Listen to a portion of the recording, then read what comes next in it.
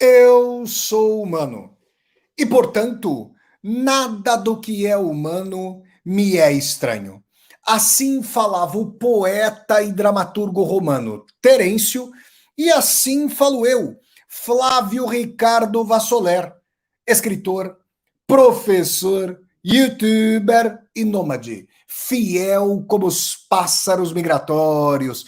Boa noite, pessoal, boa noite a todas, boa noite a todos. Nós estamos aqui, eu sempre olho para a colinha no canto superior direito da tela aqui do computador, dia 19 de agosto de 2021, para mais uma aula ao vivo aqui no meu canal do YouTube. Na aula dessa quinta-feira, né, nós vamos falar sobre um tema duro, trágico, muito delicado, de muita tristeza mesmo. Porque as forças dominantes do turbocapitalismo neoliberal vêm fazendo uma verdadeira terra arrasada ao redor do mundo. E eu, inclusive, vou ter a oportunidade de comentar com você sobre a situação aqui em Portugal, aqui na Europa, do que eu ando escutando e do que eu vejo por aqui em relação aos direitos trabalhistas, às leis trabalhistas e à previdência social. E olha, gente, é um tema que me deixa muito, muito triste. Eu vou ter que comentar algumas coisas dos meus pais. Muitas vezes eu falo aqui dos meus saudosos e amados pais. E falaremos hoje aqui sobre esse tema, tá bom? Vamos dando um like no vídeo, vamos curtindo esse vídeo, vamos disseminar esse vídeo pelas redes sociais para que nós possamos chegar cada vez mais e mais pessoas. Se você está chegando ao meu canal aqui no YouTube, Flávio Ricardo Vassoler, pela primeira vez, seja muito bem-vindo e bem-vindo. Eu peço que você se inscreva aqui no canal, toque a sinetinha para poder receber as notificações e deixa aqui, ó, o like no vídeo, seu comentário. Olá, gente. A Onilce Rolim, boa noite, Onilce. A Ivanilde, maravilha, sou aluna do ICL aqui de Recife, maravilha, cidade muito bonita. O Gustavo tá aqui, ó. Boa noite, professor. A Karen Rebelo, boa noite a todos, assistindo de Itajubá, no sul de Minas Gerais. O Dream Walker, boa noite. Gente, vamos mandando aí, ó, o boa noite de vocês, com a cidade de onde vocês vêm, eu vou colocando aqui para vocês. Eu vou colocando, gente, olha aqui, ó, a Rita Miranda, aluna do ICL, amei sua aula hoje. Começou um curso meu hoje no Instituto Conhecimento Liberta. A Frantiela, boa noite, professor de Canoas, se eu não me engano, no Rio Grande do Sul. Olha aqui, ó, o José Luiz Soeiro Barbosa, boa noite, Instituto Conhecimento Liberta presente. É isso aí, gente. Olha aí, ó, e o José Luiz falando que é do Rio de Janeiro. E aqui tem mais, ó, a Léa Palotti, de boa noite de São José dos Campos, onde fica o Instituto Tecnológico da Aeronáutica, que é um orgulho em termos de faculdade no Brasil. E a gente sabe que a coisa está se desindustrializando fortemente no Brasil. O Lucas aqui, ó, de Olinda, em Pernambuco, cidade onde eu já estive. O Ademir está em Haarlem, na Holanda. Olha aí, ó, Guilherme Queiroz tá aqui, ó, é aluno da Universidade Estadual. O EVA, qual que é a sigla, Guilherme? Fala aqui para nós. Olha lá, Patrícia Sharp, São Paulo, cidade que deveria se chamar Corinthians, boa noite. Olha aí, ó, o Tiago Yuki, de Santos, cidade onde nasceu o meu pai que era ali do Canal 3, valeu, Tiago, boa noite, meu amigo, bem-vindo, Tiago. Gente, olha, eu quero conversar com vocês muito sobre esse tema, mas antes eu quero dar um recado rápido para vocês que acompanham o meu trabalho aqui no YouTube. Se vocês gostam do trabalho que eu venho desenvolvendo aqui pelo canal do YouTube e que é divulgado também pelas minhas redes sociais, existem algumas formas pelas quais vocês podem ajudar o meu trabalho. A forma gratuita, aliás, todas as formas são voluntárias, vocês ajudam bastante quem puder. Quem não puder, quem tiver numa situação mais apertada e não puder contribuir, gente, não tem problema. Agora vocês podem dar um like aqui no vídeo, isso ajuda bastante. Vocês podem colocar aqui, ó, as perguntas, as de vocês, os comentários de vocês no chat, isso também ajuda bastante.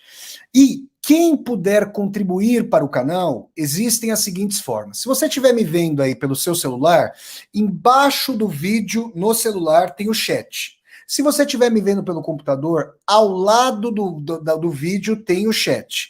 Embaixo do chat tem um retângulozinho com um cifrão. Se vocês clicarem nesse retângulozinho com cifrão, vai haver, vão se abrir 3 abas. A aba do Super Sticker, que é uma saudação paga que vocês podem mandar. A aba do Super Chat, que é uma pergunta paga que vocês podem mandar.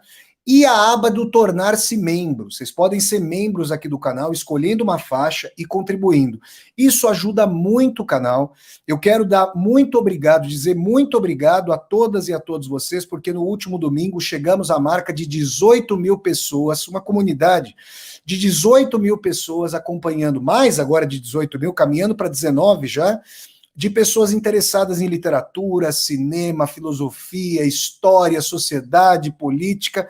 É isso que eu quero fazer, gente. Uma comunidade cada vez maior, trazendo a experiência da universidade e as minhas andanças pelo mundo nas viagens de Vassoler, com a minha literatura, em diálogo com vocês, com outro tipo de discussão, com outro tipo de imersão, diferente do que se dá muitas vezes aqui no YouTube, nos canais do YouTube, com todo respeito ao trabalho de outras pessoas, mas eu não estou preocupado com uma estética e com a forma de apresentação tradicional das redes sociais. Eu estou preocupado com profundidade, eu estou preocupado em disseminar diálogos intertextuais, em fazer análises as mais acuradas de que eu for capaz. Então é isso, muito obrigado a todas e a todos vocês. E vamos começar aqui a aula, então.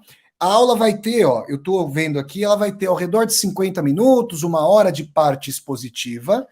E assim que a parte expositiva acabar, eu vou abrir aqui o espaço do chat para as perguntas de todos e todas vocês.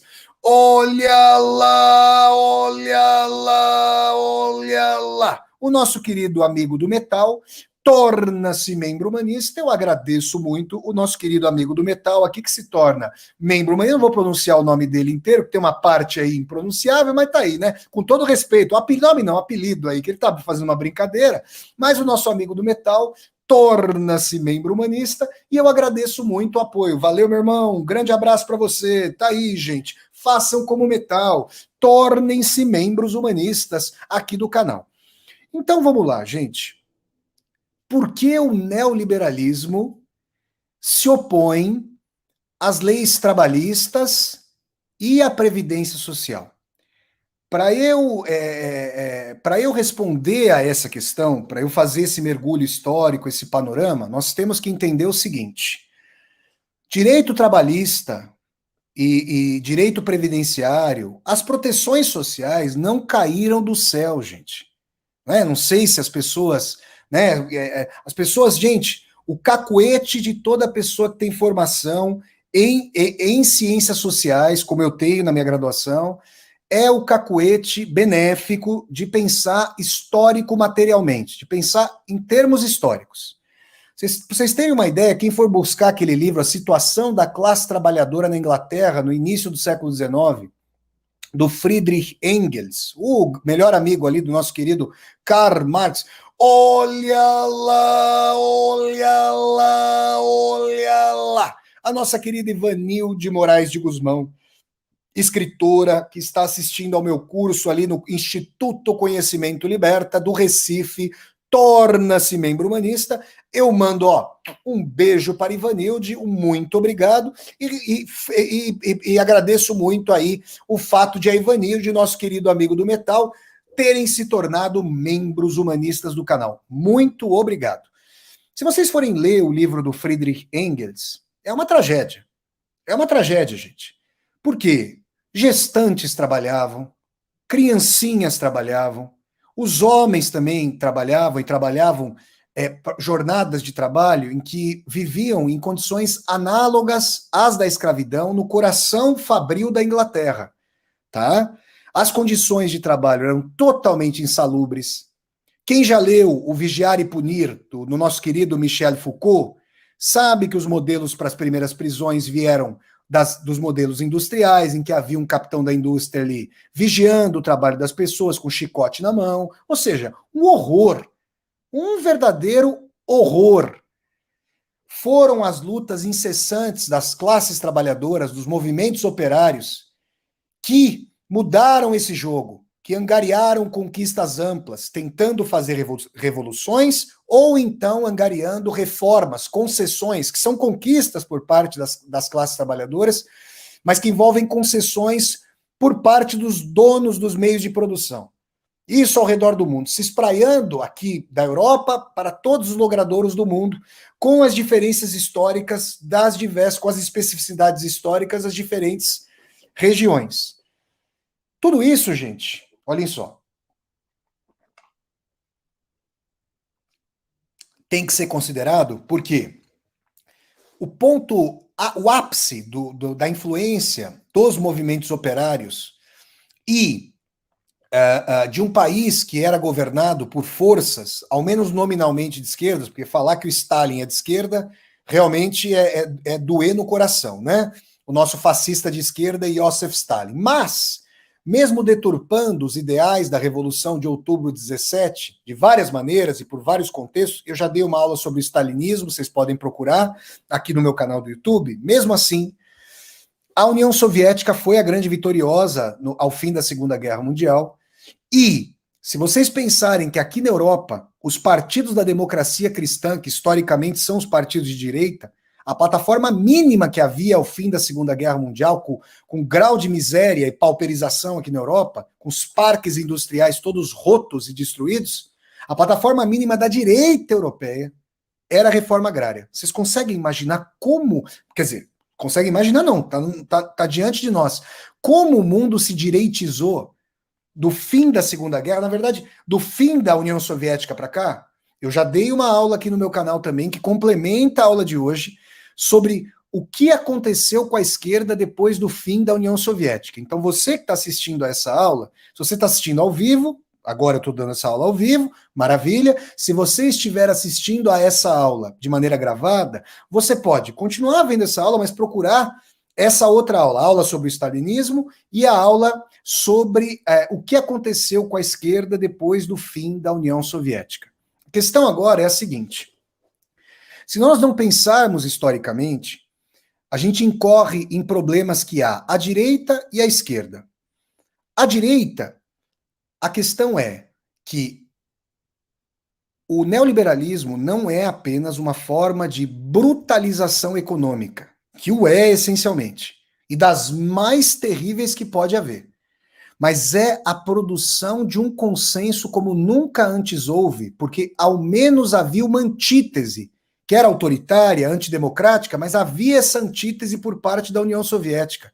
Havia, ao menos nominalmente, a perspectiva de superação ou de contraposição ao capitalismo como um sistema global, e não apenas por parte das esquerdas, a administração do capitalismo por meio do Estado, a administração de crise do capitalismo por meio do Estado, que é o que vem acontecendo desde o fim da União Soviética. Agora, na esquerda, um problema recorrente que há é a enumeração, a invocação de categorias de há um século, como se o capitalismo não houvesse alterado profundamente, como se as dimensões de luta de classe não houvessem se alterado profundamente, como se a experiência do socialismo real não tivesse que ser profundamente revista. Então, existem problemas em ambos os lados para essas análises. Eu estou no campo progressista, vocês não têm a menor dúvida. Sou uma pessoa arejada, não sou dogmático, vou procurar fazer a análise aqui a mais acurada de que eu for capaz. E aqui a questão é a seguinte: no século XX nós temos uma revolução, a terceira revolução industrial, a primeira ali das tecelagens, a segunda da energia elétrica do carvão, ao fim do século XIX, a primeira no começo do século XIX, a segunda ao fim do século XIX, o último quartel do século XIX, e a terceira revolução industrial, em meados do século XX, ou mais propriamente década de 70, 60, 70, quando vem à tona a microeletrônica. A lacuna de tecnologia entre a União Soviética e os países ocidentais, obviamente de capitalismo avançadíssimo, ficou praticamente intransponível. Existe um livro muito interessante, existem vários livros sobre os problemas da antiga União Soviética, mas existe um livro cuja leitura eu recomendo a vocês. Acho que eu reli esse livro no passado. Um livro que é a tese de doutorado do professor Ângelo Segrilo, que dá aula na Universidade de São Paulo. Eu recomendo a vocês sobre o declínio da União Soviética, um estudo sobre as causas. Muito interessante. O que é importante dizer é que, a partir dessa percepção por parte do capitalismo ocidental, nomeadamente por parte dos Estados Unidos e seus serviços secretos, aí eu estou falando, obviamente, da Central Intelligence Agency, da CIA,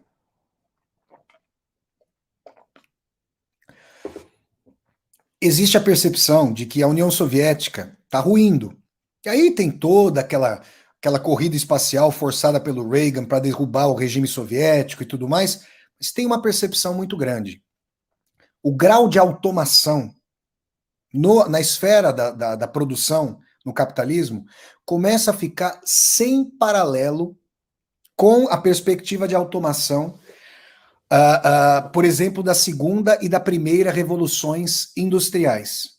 Pela primeira vez, a computação, a robótica, os aspectos de automação começam a eliminar postos de trabalho em massa. Sabem o que é curioso? Curioso é pensar o seguinte: o Partido dos Trabalhadores no Brasil é um partido formado ali na minha região, né, do ABC Paulista, eu que sou não nasci lá, mas sou natural de lá, de coração, São Bernardo do Campo, onde várias montadoras europeias e estadunidenses se estabeleceram ali, a convite do Juscelino Kubitschek, em meados do século XX no Brasil. Nós temos a formação de um proletariado brasileiro, moderno sindicalismo brasileiro, capitaneado por Luiz Inácio Lula da Silva, como vocês sabem, que é lá da minha cidade, quer dizer, nasceu em Garanhuns, no formidável estado de Pernambuco, depois migrou para Vicente de Carvalho e depois foi lá para São Bernardo do Campo. E esse moderno sindicalismo, é curioso dizer, é importante dizer, ele vem num período em que já está havendo uma transição nas grandes montadoras. A saída das montadoras da Europa e dos Estados, o começo da saída da Europa e dos Estados Unidos vem pelo fato de que a classe trabalhadora organizada nesses países conseguira direitos sociais formidáveis e aumento da massa salarial totalmente considerável, de tal maneira que os trabalhadores se aburguesaram e viraram classe média aqui na Europa. Na verdade, os filhos dessa classe trabalhadora, daquele momento histórico, viraram administradores de empresas, administradores financistas do capital. São os administradores do capital industrial e financeiro. Porque essas empresas saíram do primeiro mundo, aqui da Europa e dos Estados Unidos, para pagarem salários menores no terceiro mundo e para justamente se aproveitarem de estruturas sindicais combalidas, frágeis ainda em comparação com as estruturas sindicais do primeiro mundo. E assim como uma das montadoras ali de São Bernardo do Campo, uma gigantesca montadora, chegou a ter mais de 40 mil funcionários, e essa montadora de um famoso país produtor de carros aqui da Europa, hoje tem menos de 10 mil funcionários. E por quê, gente? É curioso. Essa automação começou a substituir postos de trabalho em massa. E aí, a gente pode falar ali, não, mas são trabalhos pouco qualificados e tudo mais. Acontece que agora nós estamos no âmbito da quarta revolução industrial, que é ainda mais radical e vem no bojo, surfa na onda da terceira revolução industrial, que é a revolução algorítmica da inteligência artificial. E agora, a combinação da computação, da automação, da robótica com a inteligência artificial promete eliminar postos de trabalho de tal maneira que ninguém, num futuro que já é presente, poderá ter certeza de que sua profissão, de que a profissão escolhida poderá ser mantida. Eu quero dizer a vocês que nos países de capitalismo com proteção social mais avançados, são muito poucos hoje no globo, mas vamos falar aqui do norte da Europa, a Escandinávia, então estou falando da Finlândia, da Suécia, da Noruega e da Dinamarca, apenas 4 países com população muito pequena, existe já uma percepção, e esses países não à toa estão sempre na vanguarda dos índices de educação, nomeadamente a Finlândia, de que vai ser necessário ensinar aos novos alunos e alunas o estresse do luto radical em relação aos estudos. Já não é necessário. Eu me lembro, quando eu conversava com meu pai biológico, gente, era médico. Meu pai tinha uma memória muito boa. E na época dele, a sociedade, as mudanças eram muito mais estanques e estáticas do que elas se dão hoje. Então, meu pai, com uma memória muito boa, ele conseguia armazenar muitas informações, ele tinha uma memória muito boa, armazenava muitas informações e demandava, já da minha geração, que estava mudando a sua lógica de estudo, que eu fizesse o mesmo. E eu falava para ele, pai, mas olha, as provas estão cobrando um raciocínio mais lógico do que a questão da memorização. E realmente, se nós pensarmos nas ferramentas de procura, de busca que nós temos, o que não significa que isso é benéfico, é interessante você ter um cabedal, uma erudição ali colocadas, mas realmente as categorias de cognição demandadas de nós hoje são muito distintas dessa da época do meu pai. Meu pai era da época de enciclopédia, de almanaques, e ele realmente. Meu pai fazia aquela coisa de tomar, falava o nome do estado, eu tinha que falar a capital. Ele brincava assim comigo, para testar minha memória. Isso não faz o menor sentido hoje, nós sabemos disso. Agora, o que não vai fazer sentido, por exemplo, é a dimensão de que uma pessoa estuda para médico, olha, uma profissão de alto prestígio aqui na nossa sociedade. E aí, gente, o que vai acontecer é que a computação aplicada à medicina, que já é uma realidade há bastante tempo, ela vai ceifar a profissão do médico que faz diagnóstico. Porque um computador ligado em rede, com todos os bancos de dados, e com uma universidade ou algum pool de universidades, um grupo de universidades, analisando, cotejando estatisticamente as imagens, vai fazer diagnósticos que sequer o melhor médico diagnóstico do mundo poderia se colocar diante desses aspectos. Então, diante dos quais o melhor médico diagnóstico não poderia competir. Então, é uma profissão de muito prestígio que vai acabar. Decisões de jurisprudência no âmbito do direito podem ser e vão ser profundamente afetadas. Muita rapaziada, quando eu fazia direito, que eu larguei o curso, vocês sabem, o pessoal que acompanha o meu trabalho sabe. Mas o que acontecia? A rapaziada estava lá fazendo petição inicial. A petição inicial era um protótipo, um modelo que pode ser amplamente reproduzido ali em termos computacionais.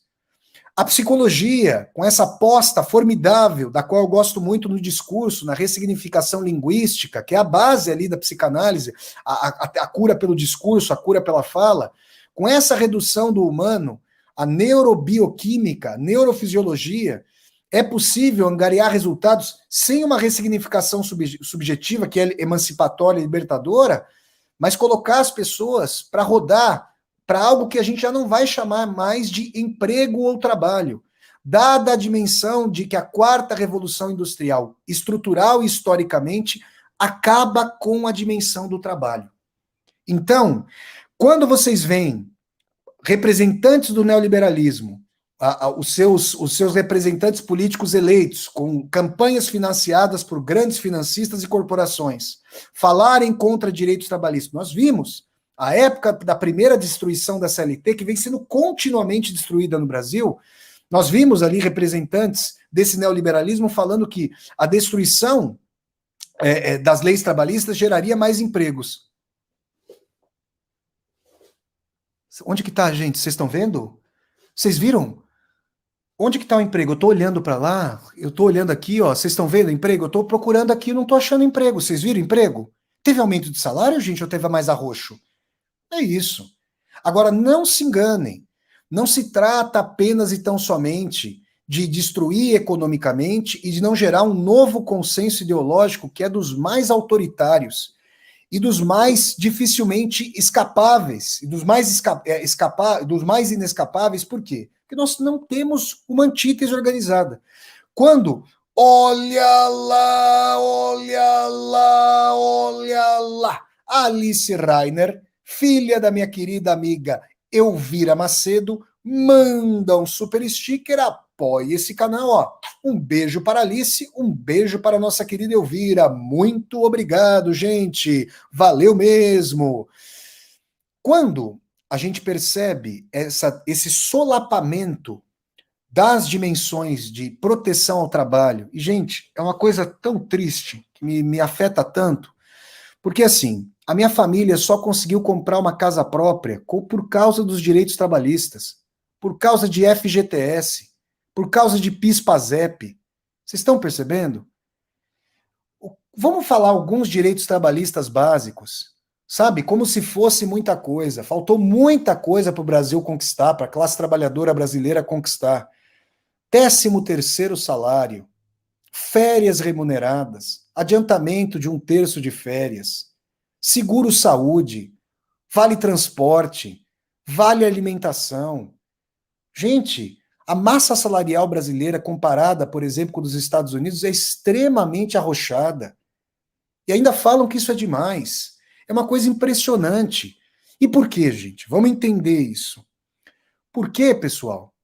Uma vez que os postos de trabalho são agora precarizados, o que quer dizer isso sociologicamente? A dimensão do trabalho, ela podia utilizar o meu trabalho ou o trabalho de vocês, mas o posto estava ali.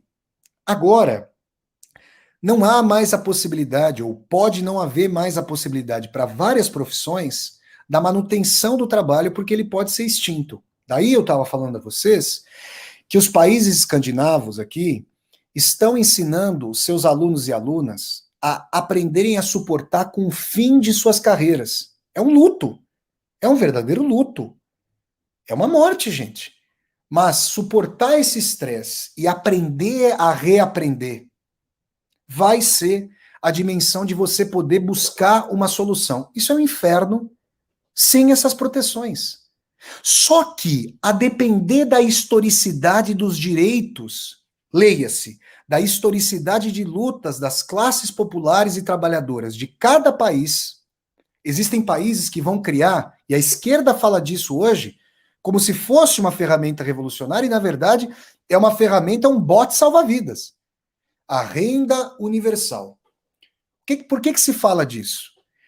Porque o que vai ser feito das pessoas, da maioria de nós? Gente, atentem para isso, fiquem atentos e atentas a esse aspecto. O que vai ser feito com a maior parte das pessoas que não terá a possibilidade de se adaptar rapidamente? Quem é que vai prover para essas pessoas? Como é que essas pessoas vão poder reestudar, aprender a reaprender, buscar uma recolocação?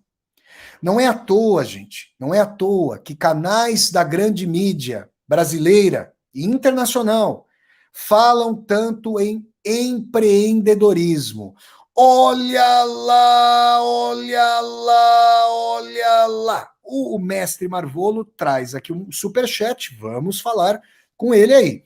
Sou favorável a alguns pontos da reforma trabalhista, pois infelizmente nem sempre o empregado, o advogado atuam numa lide aí. Olha, mestre Marvolo, eu vou dizer para você o seguinte, com todo respeito à sua colocação. O acordo justo na sociedade de um capitalismo brasileira já é a injustiça. Porque o salário é tão achincalhado, é tão arrochado, na maior parte das vezes, e os direitos trabalhistas são tão poucos, são importantíssimos, e agora foram destruídos, e vão sendo destruídos. Olha, eu vou dizer a você que é uma situação aí muito complicada para o trabalhador e a trabalhadora. Vamos continuar aqui, obrigado pela pergunta. Vamos continuar aqui no nosso ponto.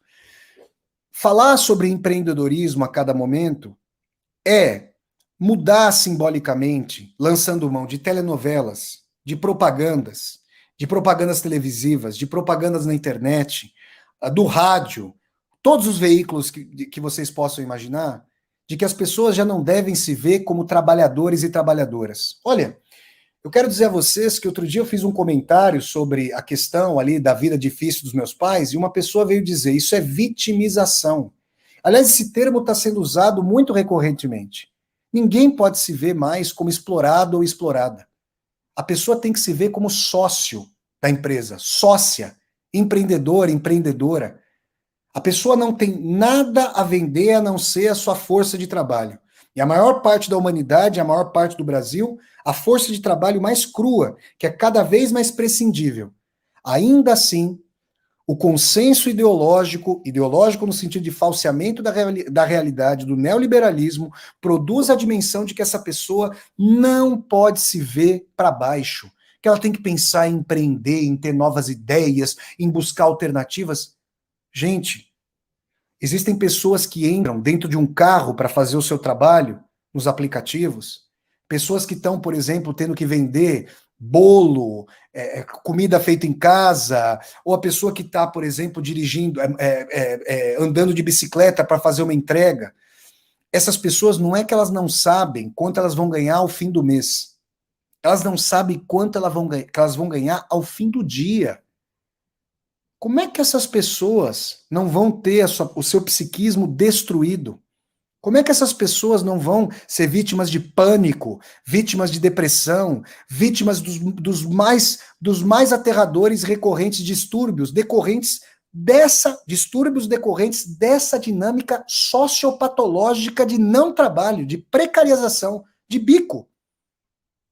Então, quando a gente percebe o neoliberalismo ao redor do mundo destruindo direitos trabalhistas, a gente percebe o seguinte: a concentração de renda é clamorosa, é gritante, e o grande capital transforma os países, que já não são vistos mais como países, porque assim, o que vocês acham que megacorporações e megabilionários investidores fazem?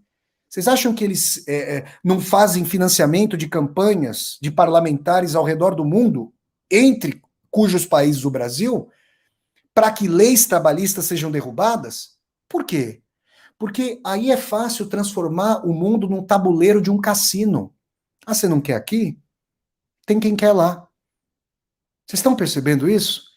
Isso é uma coisa muito recorrente para aquilo que a gente pode chamar de exército industrial de reserva no Brasil, que é a manutenção de uma taxa de desemprego para diminuir o poder do trabalho, para fazer com que determinadas pessoas tenham que trabalhar por menos. Isso está acontecendo no Brasil, hoje a pessoa trabalha pelo que for, as pessoas estão passando fome, as pessoas aí estão completamente subempregadas, quando empregadas. Então, gente, observem o macrocontexto. A destruição das leis trabalhistas, ela acompanha esse processo de revolucionamento da produção contínuo que caracteriza a base do capitalismo, a base dos seus investimentos técnico-produtivos, e isso agora chegou ao ponto da eliminação, pode ser perpétua, de alguns postos de trabalho ou de muitos postos de trabalho. Porque nas antigas revoluções industriais se dizia, e até sociologicamente se dizia, que novos postos seriam necessariamente criados. Isso passa a não ser necessariamente verdade a partir de agora. E isso implica que a proteção do trabalho criada há um século, que era a proteção dos trabalhos, poderia haver uma ou outra pessoa fazendo aquele trabalho, mas aquele trabalho era imprescindível. Agora não. Então, na verdade, eu sou a favor de uma reforma trabalhista, ainda mais inclusiva, que acompanhe essa precarização radical dos postos de trabalho, que seja ali vinculada a uma renda universal, que faça com que pessoas que fiquem cronicamente ou estruturalmente desempregadas tenham a garantia de não morrerem de fome, de poderem voltar a estudar, de poderem fazer uma outra ocupação. É uma situação clamorosa, clamorosa. E aí, gente, é importante que nós saibamos. Eu quero dizer a você o seguinte: se você concorda comigo, essa aula, com todo respeito, não é para você. Essa aula, por favor, é para você mandar para aquela pessoa que, como eu, como você, é trabalhador e trabalhadora. Se eu não vender a minha força de trabalho, se eu não der aula na universidade e aqui para vocês, se eu não fizer o meu canal do YouTube, eu não vou sobreviver. Eu sou um trabalhador. Eu tive muitos privilégios, não são direitos, são privilégios, porque as pessoas não podem estudar. A maioria das pessoas não pode estudar no Brasil. Mas eu sou um trabalhador. Sou um trabalhador intelectualizado pelos privilégios de poder estudar, mas sou um trabalhador. Essa aula, por favor, é para você mandar para o seu amigo e a sua amiga, seu vizinho e sua vizinha, que são trabalhadores e trabalhadoras e compraram a ideia, desavisadamente, muito provavelmente de forma desavisada, do neoliberalismo. Manda essa aula para eles. Fala para eles pensarem, para eles buscarem as referências, para compreenderem numa perspectiva de um panorama histórico. Eu não estou aqui, gente, eu sou aberto, eu não estou pregando para convertidas e convertidos, tá? Eu estou falando aqui de maneira aberta. Se você discorda de mim, tem todo o direito. Mas vamos pensar conjuntamente. Olha lá, olha lá, olha lá. O Rony Cortex faz um superchat. Eu agradeço ao nosso amigo Rony Cortex, que sempre apoia esse canal. Vamos responder a pergunta dele. Mas o capitalismo sempre faz concessões mínimas de modo a manter um certo equilíbrio social e continuar com seu domínio. Concorda? Rony, com todo respeito a você, não, meu amigo. Eu não posso pensar esse sempre. Esse sempre não é histórico, depende. O que nós estamos vendo é um contexto diferente do capitalismo. Vamos lá. Por que, que a reforma trabalhista, que é uma pilhagem dos direitos trabalhistas, agora está sendo seguida da reforma administrativa? Vocês acham que essa mudança dos postos de trabalho, essa ceifagem dos postos de trabalho se restringe à iniciativa privada? Claro que não. Você aí, você que está me vendo, que é um digno e digna servidor público, funcionário público federal, estadual, municipal, você pode ficar sabendo, e você, na verdade, já deve saber e entrar em contato com o seu sindicato, com as pessoas com as quais você discute política, porque essa reforma administrativa é para fechar a torneira dos concursos públicos, porque, obviamente, os algoritmos darão conta da boa parte dos trabalhos em âmbito na burocracia de Estado. E essa é uma dimensão que vai atingir todos os postos. Eu quero dizer a vocês, meu pai foi funcionário público durante boa parte da vida, minha mãe foi funcionária pública, né? E por mais que, no caso, o meu pai biológico era médico, então ele tinha um salário condigno, podia ali sobreviver condignamente, sabia quanto ia ganhar, tinha uma vida estabilizada. Minha mãe era digitadora, era uma proletária clássica a brasileira ali de São Bernardo, como o meu pai, número 2, que eu nunca vou chamar de padrasto, que é o meu pai, que me criou desde pequeno, e minha avó, que era costureira. Meu pai era metalúrgico. Então a minha mãe, ela se aposentou com regime estatutário. Nossa, mas isso já está sendo ceifado e vai ser ceifado pela reforma administrativa. Se você não sabe o que é regime estatutário, eu vou explicar para você. É você ter uma aposentadoria com o mesmo salário. Agora foram fazendo várias reformas na Previdência, eu já vou comentar sobre isso, mas a minha mãe, ela tinha um salário difícil, muito difícil, mas ainda assim ela se aposentou com o salário da ativa, o último salário dela da ativa. E foi por isso que a gente levou mais tempo para começar a trabalhar. Se minha mãe tivesse se aposentado pela iniciativa privada, nossa senhora, minha irmã e eu já teríamos começado a trabalhar no ensino médio, que é uma realidade da maior parte da população brasileira. Vocês percebem, não? Então, gente, a gente tem que pensar historicamente. Rony e todas e todos vocês. Concessões dos donos dos meios de produção, concessões do capital financeiro dependem sempre da contraposição, da contraforça. Como dizia Nicolau Maquiavel, poder só respeita poder. E agora é um tiro de morte na estrutura sindical e na base de organização dos trabalhadores e trabalhadoras, porque são individualizados, são colocados em empregos nos quais não estão mais em galpões, em grandes indústrias trabalhando conjuntamente. Quando ainda estão, são contratados por jornada, não sabem muitas vezes quanto tempo vão ficar, ou se ficam poucos meses e depois ficam à deriva. Essa é uma situação trágica. O meu pai, que trabalhou 23 anos numa montadora, ao menos tinha ali. A primeira coisa que ele fazia ao entrar de férias era deixar a barba desse tamanho, porque a posição que ele ocupava na empresa, lá no trabalho que ele prestava lá na empresa, não podia ficar com a barba. Ele tinha 30 dias de férias, tinha adiantamento de férias. E era isso assim que ele tocava a vida dele, ficava dormindo o dia inteiro e comendo churrasco, tadinho. Que Deus o tenha onde ele estiver. Então, essa dimensão é uma mudança estrutural radical. E se nós não propugnarmos politicamente, socialmente, por essa renda universal, milhões de pessoas viverão num completo fracionamento de suas vidas. Dá para entender agora por que igrejas, por cujo trabalho, quando são muitas igrejas sérias, gente, muitas igrejas sérias, tá? Não generalizemos tais aspectos.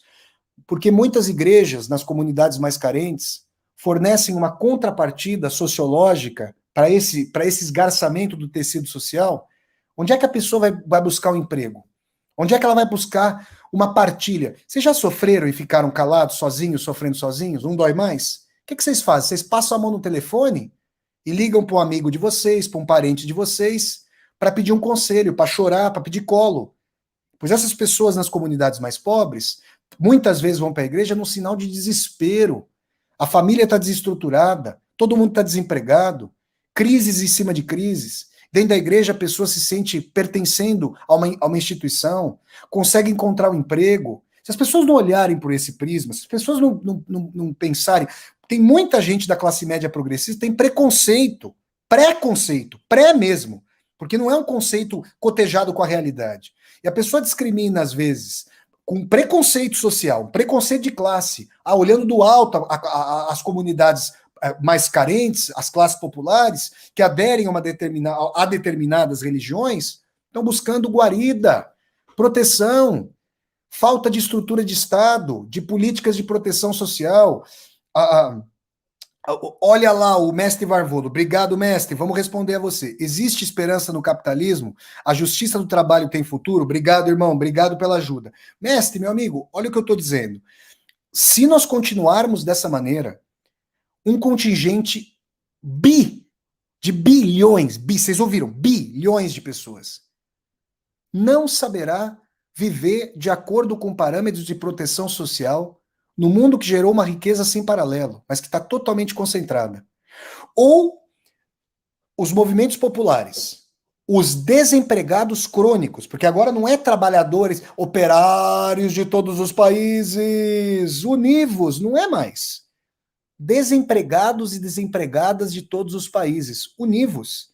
Ou há uma pressão para que o que resta de estrutura democrática, porque não é à toa que o capitalismo começa a esvaziar a democracia. Vamos entender o seguinte: a construção de um sistema público de saúde, ela faz sentido quando você tem um proletariado que precisa se recuperar para voltar para a indústria. Vocês percebem isso?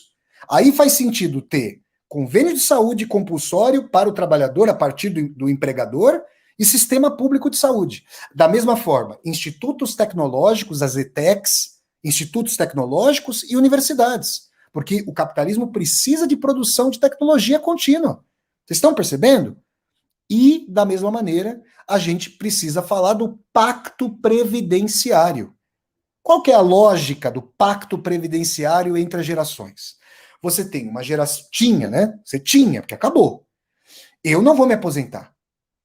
O que eu posso pedir, aquilo com que eu devo me preocupar e o que eu posso pedir é que eu não tenha, Deus que me perdoe, algum tipo de problema na minha saúde que me impossibilite no futuro de trabalhar. Porque eu sei que eu não vou me aposentar, é uma situação muito difícil. A minha geração, vou fazer 40 anos, a minha geração muito dificilmente vai se aposentar. Especificamente as pessoas que, como eu, são muito poucas pessoas no Brasil, mas as pessoas que, como eu, levaram anos estudando, mestrado, doutorado, pós-doutorado, para depois entrarem no mercado de trabalho. A situação é muito clamorosa.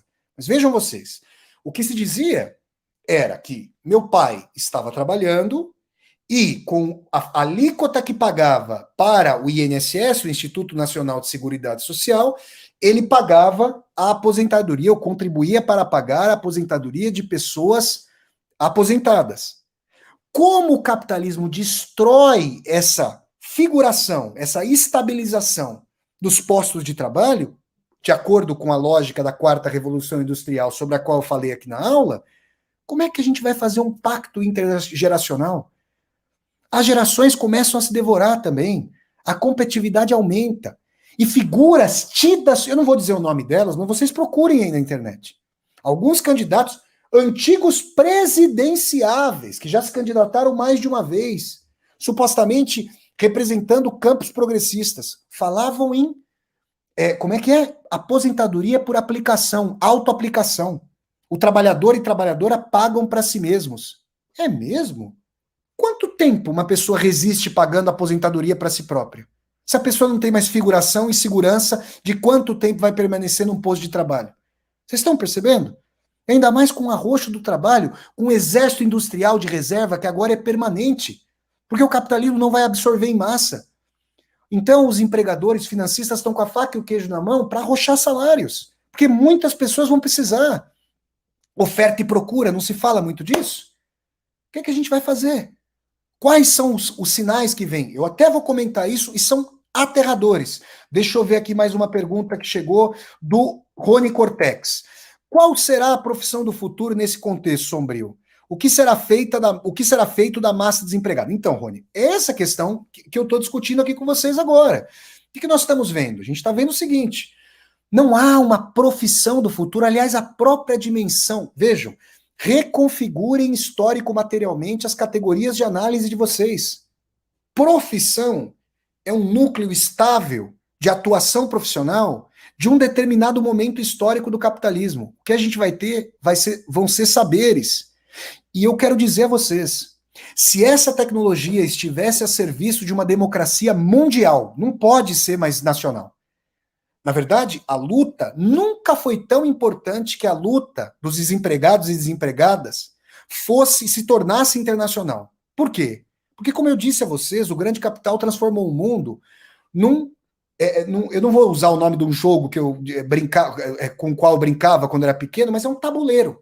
É um verdadeiro tabuleiro, um verdadeiro mapa de cassino. Então, uma democracia mundial poderia falar o seguinte: nós vamos utilizar as tecnologias de tradução de línguas para fazer uma assembleia mundial de decisão da produção. O que produzir, quanto produzir, como produzir e como dividir. Vocês acham que com a produção mundial atual alguém ia passar fome? Vocês acham que as pessoas não poderiam ter segurança? Quando veio Thomas Piketty, o economista francês, autor do livro Capital no século XXI, quando ele foi dar uma entrevista ao programa da TV Cultura Roda Viva, ele trouxe parâmetros franceses, da luta de classes francesa para falar disso. Na França, a França é um dos países, apesar da suma desigualdade que atinge muitos imigrantes das antigas colônias francesas, que tem todo o direito de morar na França. O que a França fez na Argélia?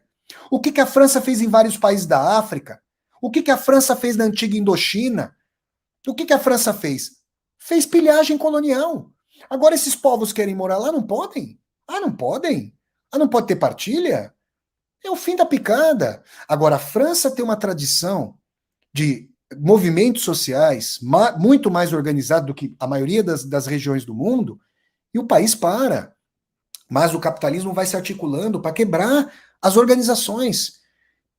No Brasil, quebra o imposto sindical, quebra a espinha dos sindicatos, dificulta a organização dos trabalhadores e trabalhadoras, desempregados e desempregadas, que não se veem mais como os trabalhadores e trabalhadoras, inclusive não o são, mas certamente não são empreendedores como o capitalismo da grande mídia brasileira e mundial vende.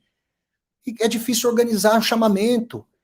Essas pessoas estão preocupadas em comer hoje. Como é que elas vão parar um dia que já não é mais remunerado para ir para uma manifestação? Mas é uma questão de vida ou morte. É uma questão de sobrevivência. Vocês percebem o que está acontecendo? Mandem essa aula para pessoas que não concordam com isso que eu estou falando, e tudo bem. Aqui é uma discussão democrática. Para nós debatermos, isso é devastador. É devastador. Então, a Previdência Social, o Sistema Único de Saúde, Universidade Pública, Instituto Tecnológico, Lei Trabalhista, é de um determinado momento histórico em que a classe trabalhadora é trabalhadora. Ela ainda é maciçamente trabalhadora. Deixa eu falar para vocês.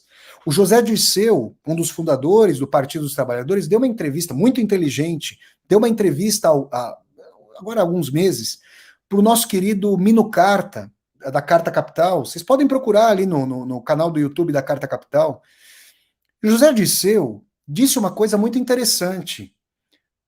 Ele disse o seguinte: olha, quando o PT chegou à presidência pela primeira vez, ganhando a eleição de 2002, e aí o Lula tomando posse no dia 1º de janeiro de 2003, havia um contingente, por exemplo, de bancários e bancárias enorme, altamente sindicalizados no Brasil.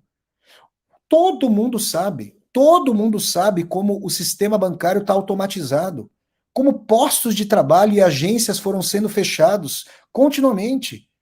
Esse é um termômetro muito grande dessa perda. E esse discurso midiático consensual de destruir direitos trabalhistas ao redor do mundo. Liguem aí os canais de televisão principais do Brasil, que têm os mesmos patrocinadores. E os mesmos interesses econômicos são unívocos em combater, falar de austeridade. Austeridade, gente, é quando o contingente de crescimento do PIB é pífio, é raspar os programas sociais, é aumentar superávit primário para pagar mais juros de dívida pública para acionista, para justamente quem vive de renda e não de produção.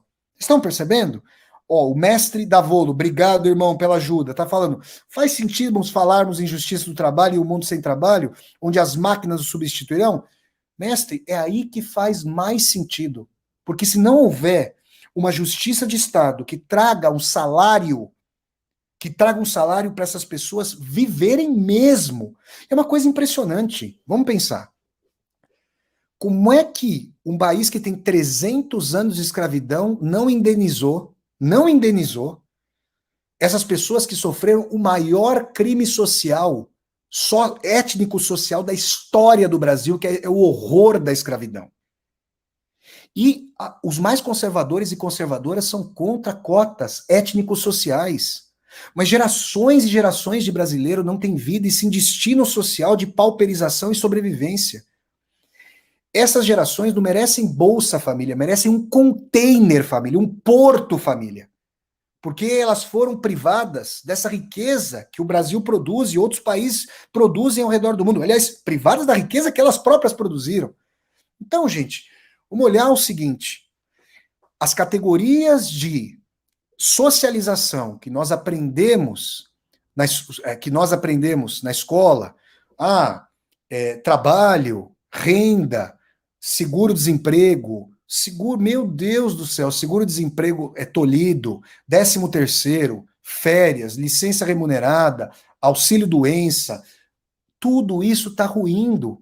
E existe agora um ônus radicalmente. Como você é um empreendedor, você é tido como empreendedor e empreendedora, os problemas tornam-se subjetivos. Todos os problemas que são radicalmente objetivos do turbocapitalismo neoliberal são lançados no colo desse indivíduo completamente desesperado, que ainda assim tem que estar ali, ó, como se fosse um garoto propaganda, uma garota propaganda, para falar, eu sou a marca de mim mesmo.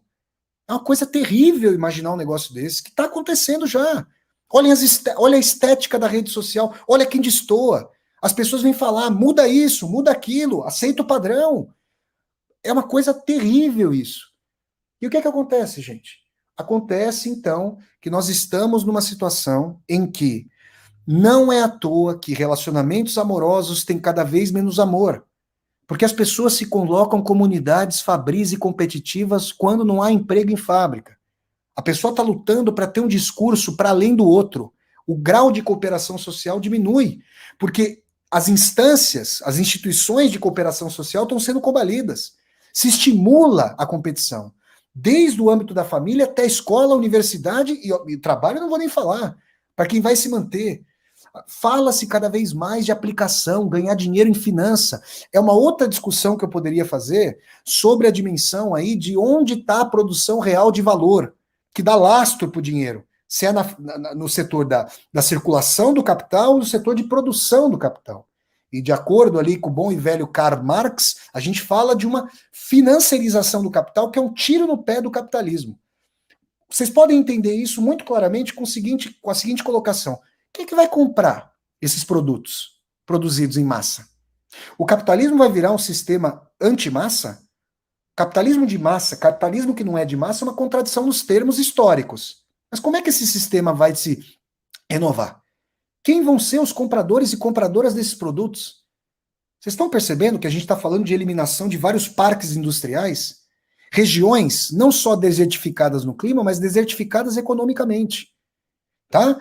Olha lá, olha lá, olha lá. A nossa querida Lea Paiotti traz aqui uma pergunta e eu vou lê-la. Professor, graças a Deus faço parte do grupo para o qual você não está falando, mas já compartilhei a live, fiquei fã do canal. Ó, obrigado, Lea. Querida, é o seguinte, nós temos que pensar aí na seguinte, porque a Lea estava falando aqui antes da aula, que ela já se aposentou. Mas é o seguinte, professor, eu ganho. Vamos lá, agora vamos falar com outros grupos. Professor, eu ganho bem. Eu sou um cara de classe média, eu sou uma pessoa aí, um yuppie. Eu tenho um emprego bom, tá? Eu tô ganhando um bom salário. E para mim tá tudo sossegado. Maravilha. A pessoa ganha 15 pau, 20 pau, para o Brasil é um salário realmente muito grande.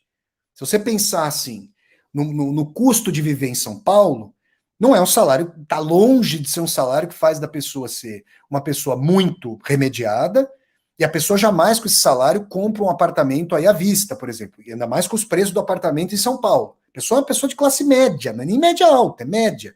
Mas dados os salários, ou a falta de salário dos mais pobres, realmente é um salário astronômico, porque as pessoas ganham muito, muito menos do que isso. Muito bem.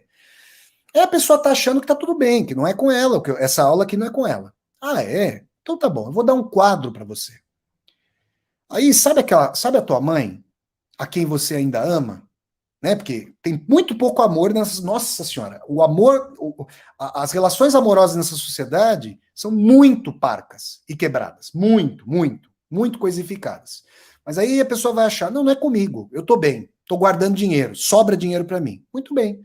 Sabe a tua mãe e teu pai, que te deram amor, carinho, formaram ali um reduto de afeto nesse deserto de gelo, que é esse tipo de sociedade ultra competitiva atual? Acontece, é da vida. As pessoas envelhecem.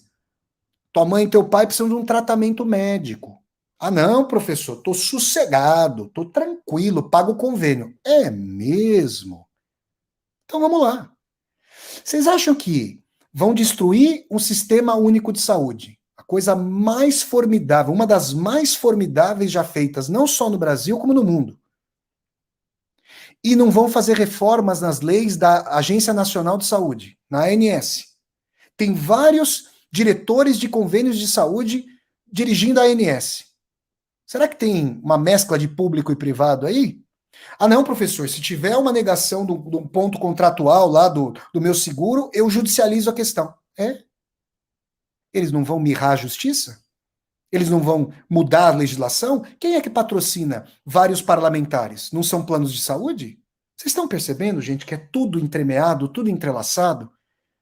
Ah, tá bom, professor, eu vendo meu apartamento. Pois é, bem-vindo ao aluguel. Bem-vindo à proletarização. Opa, a precarização. Aquele parco patrimônio da classe média, que os mais pobres, dos quais os mais pobres sempre foram privadas e privados, se evapora. E a classe média se aproxima dos mais pobres. Isso não quer dizer, não diz respeito a você, que é de classe média e está vendo essa aula? Diz respeito a você também. Então está na hora da gente perceber o seguinte: a estrutura de democracia, o capitalismo a está destruindo. Não é à toa que está acontecendo o que está acontecendo no Brasil, porque são esperadas convulsões sociais. E eu quero dizer o seguinte, deixa eu responder umas perguntas aqui antes, gente, espera lá que estão chegando perguntas. O mestre Marvolo, obrigado, irmão, pela pergunta. A burguesia rasgou o véu comovente sentimental do relacionamento familiar e o reduziu a uma relação puramente monetária. O mestre, esse trecho que é do Manifesto Comunista, dos nossos queridos Marx e Engels, ele, na verdade, ele já foi levado às últimas consequências agora, porque as pessoas, elas já se colocam como células produtivas nas redes. Peguem como as pessoas... Aparecem pessoas tristes nas redes sociais? Ou a pessoa está sorrindo? As pessoas embranquecem os dentes nas redes sociais, tiram ali, ó, eventuais nódoas que tem nos dentes. Peraí, se a pessoa toma café, não fica com o dente amarelado? A pessoa toma vinho, não fica com o dente ali avermelhado? Qual o problema do dente real? Não, mas não pode. Não pode ter o sorriso lá da pasta de dente. Como é que você vai se vender? A pessoa, mesmo que não esteja monetizando a sua relação imediata, ela já tem uma lógica de monetização nesses aspectos. Você está percebendo, meu amigo? A coisa é séria. Vamos lá, aqui tem a pergunta do Felipe Albuquerque. Obrigado, Felipe. Vamos lá. Obrigado, meu irmão. Como traduzir tudo que você falou para a estética e a simplicidade de um TikTok? Como disseminar esse conhecimento de uma maneira vibrante, como a direita? Eu acho isso essencial. Felipe, essa sua pergunta é muito importante. Agora, ela é uma faca de dois gumes. Deixa eu falar de uma coisa que eu considero muito importante nessa aula aqui também, tá? Eu gostaria de... Eu não vou poder fazer essa pesquisa sociológica, tá, Felipe, todas e todos vocês. Mas eu não vou citar nome de ninguém. Vocês aí imaginem de que eu estou falando, tá? Eu sou ético aqui, não vou ficar citando o trabalho dos outros, nome de outras pessoas, mas vocês imaginem. Existem determinadas pessoas que são tidas por muitos espectadores e espectadoras como pessoas que democratizam o conhecimento, fazendo aí, sei lá, formas, disseminação de conhecimento por memes, manchetes. Sabe aquela pessoa que você está percebendo que ela fala por slogan, que tem frase pronta, que ela não está concatenando, ela não está subordinando muito as orações, colocando conjunção adversativa, subordinativa e assim por diante, que a pessoa fala uma frase, para, fala uma frase, para. O meu palpite sociológico é que boa parte das pessoas que não só não tem dinheiro para comprar os livros, por toda essa situação pela qual as pessoas estão passando, mas não tem tempo para poder estudar, porque está preocupada com o que vai fazer para ganhar o seu sustento, e ainda por cima tem o seu poder de concentração radicalmente desestruturado, embotado, solapado, tá? Pelo quê? Por essas redes sociais que atrofiam, em enorme medida, a concentração das pessoas, a vinculação. Pô, professor, você está atuando no YouTube, não é contraditório? Eu estou usando essa contradição que não é minha, que é objetiva, para disseminar um conhecimento de uma forma que eu faço na universidade. Aqui, por isso que eu falo que o meu canal do YouTube é uma universidade aberta. Vocês estão percebendo? É por isso que eu falo isso. Então, o meu palpite, Felipe, todas e todos vocês, é o seguinte. Eu realmente acho, e eu acho que esse palpite é sociologicamente orientado, que boa parte das pessoas que recorrem a alguns vídeos e palestras de pessoas que fazem uma pasteurização muito grande do conhecimento não vão até Shakespeare, até Machado de Assis, até Maquiavel, até a Carolina de Jesus, até os autores e autoras. As pessoas vão substituir essa leitura por esse material audiovisual. Esse palatável, eu entendo a sua pergunta, Felipe, acho estrategicamente muito importante. Mas ele também pode trazer asepsia para a discussão. Então, assim, o meu papel, agora eu estou falando de como eu entendo o meu papel aqui, com uma aula dessa. O meu papel é fazer essa discussão para vocês, e vocês que são conscientes, vocês que estão vendo a barbárie colocada, que vocês me ajudem a disseminar esse vídeo. E aí vocês vão compartilhando. O que eu falo sempre? Pra vocês darem like no vídeo, para vocês compartilharem. O canal está crescendo. Quanto mais a gente crescer, a mais pessoas nós chegaremos. O canal tem pouco mais de um ano. Vocês percebem? Então tá aí, vamos disseminar isso. Agora, eu tenho muito receio de que as categorias críticas sejam tão embotadas por esse tipo de falta de acesso à educação, de anticognição, de lógica de reflexão por meme, que as pessoas já não consigam pensar sem um suporte mnemônico, de frase de slogan. Quem assiste as minhas resenhas sabe que eu não faço isso. Aulas, resenhas, eu me preocupo em não fazer isso. A aula que eu dou para vocês aqui tem a limitação do tempo, aqui na aula ao vivo, nas resenhas também, mas de qualquer maneira, é com a mesma seriedade, com o mesmo engajamento, com o mesmo envolvimento da universidade.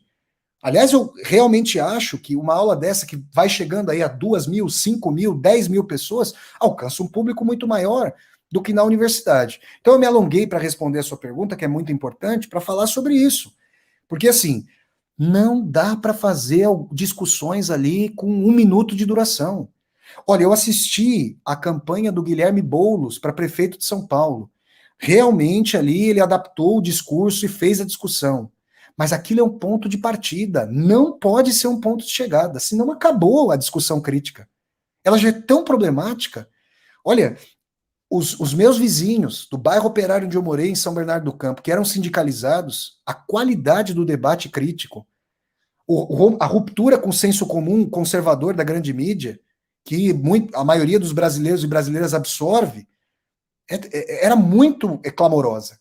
Eu aprendi muito política antes de ler Marx, Engels, antes de ler Lenin, antes de ler Rosa Luxemburgo, antes de ler o Che Guevara, estou falando só os nomes da esquerda, antes de ler o Hobsbawm ali, antes de ler o Norberto Bobbio, para citar aqui um social-democrata, antes de ler esses autores, eu aprendi na rua lá com o pessoal do sindicato, que eu ouvia lá falando, conclamando as pessoas, o saudoso Raimundo que morava lá na rua, o cara sabia muito de política, vocês estão entendendo? Então tá bom, vamos lá, gente. Deixa eu ver, aqui a gente tem mais aqui colocações. Não sei se tem mais perguntas, se eu pulei uma pergunta. Peraí, deixa eu ver se eu pulei uma pergunta aqui.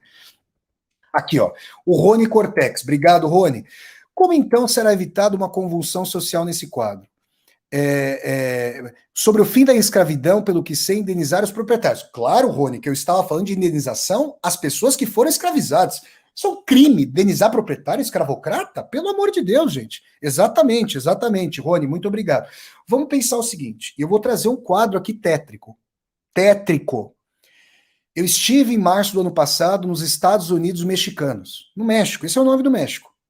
Eu estive lá no LDF, como el Distrito Federal, como los mexicanos llaman la capital del país. E eu passei por lá. O norte do México não pertence ao Estado do México. Ou os cartéis de droga e as milícias introjetadas dentro da polícia que são Estado já dominaram. Vocês sabem quanto custa? Isso é um horror completo. Vocês sabem quanto custa? Eu não sei. Eu não tenho nada, pelo amor de Deus, não tenho nada a ver com droga, não gosto de droga, não tô fora disso aí. Mas é uma realidade aí que existe tragicamente para muitas pessoas. Vocês sabem quanto custa o quilo da cocaína em São Paulo? Não é nada, nada perto do quilo da cocaína em São Francisco, Nova York, Amsterdã, Paris e Londres. O que o cartel mexicano faz? Por que no Brasil, com as facções que existem, não pode haver um regime? Eu quero dizer a vocês que eu tenho amigos e amigas no México, que obviamente não vou mencionar, que disseram que os cartéis são tão poderosos que vão oferecer trabalho de tecnologia para pessoas de classe média no México que estão estudando em institutos tecnológicos. Vocês percebem isso? Vocês estão entendendo o que eu estou dizendo? Tem um fortalecimento do crime organizado. 50% da cidade do Rio de Janeiro, vocês pesquisem na internet, já são tomados por milícias, por grupos milicianos. Ué, as pessoas estão desesperadas. Tem uma estrutura de produção aí de facções criminosas, de organizações criminosas. A pessoa está desesperada. Ela não aderiria a alguma escala dessa indústria? Vira uma carreira. É isso que nós queremos para o Brasil? O México, a mexicanização do Brasil? Porque a proximidade com os Estados Unidos, a destruição da Pemex, que é a equivalente mexicana da Petrobras, a privatização aí. É o mesmo processo. É o mesmo processo. Como as pessoas, em geral, não têm paralelos históricos, porque falta informação, cadê os canais públicos? Cadê que o Partido dos Trabalhadores fez um canal público? Eu vejo o Lula falar que não, porque a gente tem que disputar na internet. Não, tem que disputar na internet, sim. Mas e canal público? Eu não estou falando de estatal. Público. Não é de governo. É do Estado, do canal público, para disseminar essas informações. Gente, ou a gente entende que o capitalismo entrou numa ciranda, mostrando todos os caninos. Aliás, não tem um molar, não tem um frontal, só tem canino. E a gente entende que acabada a antítese ao capitalismo via União Soviética. Os movimentos sociais, os movimentos progressistas atuando dentro da estrutura do capitalismo para administrá-la quando é possível, mitigando ali o neoliberalismo radical, que significa privatização em massa, atomização, individualização da vida e, sobretudo, dos problemas para aqueles depauperados, e a lógica de vencedores. Outro dia eu vi um grande jogador de futebol aqui de Portugal, vocês sabem quem é, não preciso falar o nome, o mais famoso de todos, falando que não dá para aceitar que uma pessoa não queira ser o melhor no que faz. Gente, talvez isso valha para ele, que é realmente excepcional. A maioria das pessoas não é excepcional, e tudo bem. E tudo bem, não tem problema nisso. É uma doença essa competição. É uma doença, é uma lógica completamente insana de voracidade competitiva. Eu quero dizer a vocês que os meus pais eram pessoas comuns, pessoas normais, trabalhadoras. Pessoas ali que, para quem não faltava nada, graças a Deus, não sobrava também, isso era duro. Faltava, às vezes, muitas vezes faltava mês, sobrava mês no fim de salário, mas de qualquer maneira, tiveram, por todas as dificuldades que passaram, camponeses, boias frias que foram na infância, tiveram ao fim da vida, mais ao fim da vida, dignidade.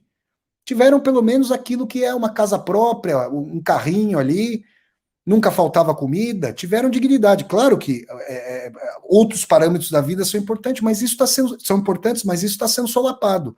Então, ou a gente percebe isso, ou a gente historiciza essas análises, ou a gente vai ficar falando de classe trabalhadora de há um século.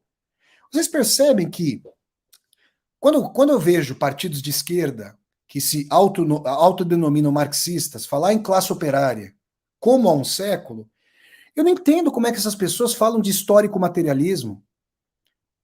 Por que o Marx denegou, ele próprio se disse não marxista? Porque era importante pensar o movimento da história com as transformações do capitalismo. Essas transformações são radicais. Quando a esquerda fala em salário universal, é porque ela sabe que em pouco tempo muitas pessoas serão insolventes economicamente. Elas não terão utilidade.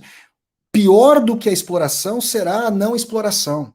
E aí a gente tem que lidar com essas questões. Deixa eu ver outras questões que estão chegando aqui de vocês. A Léa Paiotti, obrigado, Léa.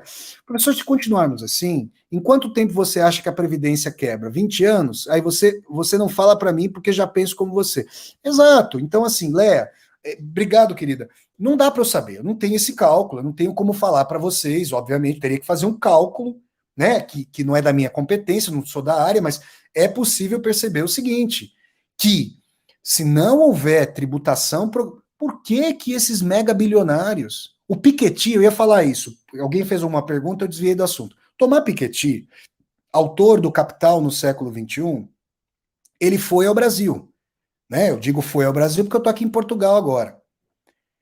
E aí ele falou o seguinte, não, porque as pessoas não precisam ser bilionárias. A pessoa pode ser milionária e ter uma renda 50 vezes maior do que o cara da classe média, que vai ser um cara que vai ganhar milhares de reais, por exemplo. Só que aí ele está falando com uma lógica de social-democracia francesa, de proteção social francesa. No Brasil, essa herança hedionda, odienta da escravidão não passa. E a gente tem que falar que a sociologia do trabalho já está falando em escravidão assalariada, ou parcamente assalariada, ou contingencialmente assalariada. Então, a clivagem, ela vai ficar clamorosa. Você pode ter algumas igrejas, ou vamos falar assim, porque eu não gosto de generalizações, porque eu respeito o trabalho de muitas igrejas em comunidades carentes que dão o mínimo da civilização que o Estado, sitiado por lobbies privados poderosíssimos, não traz. Mas falar em teologia da prosperidade, isso vai ter uma clivagem tão grande, mas tão grande, entre um discurso ideológico e a prática, que se não houver instituições que vão transformar direitos sociais em caridade, isso é uma regressão. Ninguém deve ser sujeito de caridade, sim de direitos. Tá? Quando o formidável padre Júlio Lancelotti distribui lanches na rua, como está fazendo a torto e a esquerdo, e não a direito, como vocês sabem, vocês sabem que eu estou falando isso é muito importante, porque faz a diferença para a pessoa viver ou morrer. Mas essa pessoa já está completamente, está sofrendo um crime social, está privada de direitos. Então, quando acontece isso, essa convulsão ela pode ser capitalizada para facções criminosas, organizações criminosas, para a transformação de comunidades de caridade, e isso tem implicações conservadoras na formação ideológica, como a gente está vendo aí, tá bom? Então, não dá para eu saber, não consigo dizer para você fazer um cálculo em quanto tempo quebra, mas a questão é, dessa maneira, e o Piketty falando, porque, gente, perguntei outro dia para um amigo meu aqui, ó, mora aqui no apartamento, com a esposa dele aqui num outro quarto, falando aí, camarada de Londres, o cara que trabalha para o sistema de saúde inglês, que ainda é público, vejam vocês, mesmo com Margaret Thatcher, a ultra neoliberal Margaret Thatcher, vocês veem como que é uma classe trabalhadora ainda organizada por lá.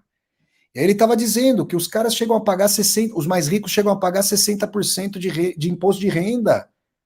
Por que isso não funciona no Brasil? É claro que funciona. Agora, funciona se houver justamente uma mobilização, uma pressão social, inclusive tentando abrir essas estruturas de representação, porque elas são estruturas de representação cooptadas por lobbies privados. E a gente tem que pensar nessa dimensão. Por isso a democracia vem se desidratando. Porque por que dar representação à população se essa população é economicamente insolvente? Vocês estão entendendo? A democracia burguesa, a democracia parca, que sempre teve baixa intensidade no Brasil, foi uma conquista também da classe trabalhadora que tinha que se fazer representar, porque tinha os seus mecanismos de paralisar a produção com as greves. Tá claro isso para vocês? Se esse mecanismo perde sentido histórico-social, o que a gente faz? O que a gente faz? Eu convido a todas e a todos vocês, peguem o meu vídeo, Baixem esse vídeo aqui, quebrem esse vídeo em várias partes. Eu não consigo fazer isso sozinho, gente. Eu estou trabalhando aqui sozinho. Mas quebrem esse vídeo em várias partes, joguem na internet. Tá autorizado. Aqui, ó, tô falando aqui. Eu, Flávio Ricardo Vassoler, autorizo. Quebrem esse vídeo, coloquem em vários lugares. Mandem para os grupos das pessoas ali que estão concordando com esse consenso neoliberal, para as pessoas pensarem de uma outra maneira, terem uma outra lógica de pensamento. Tá bom?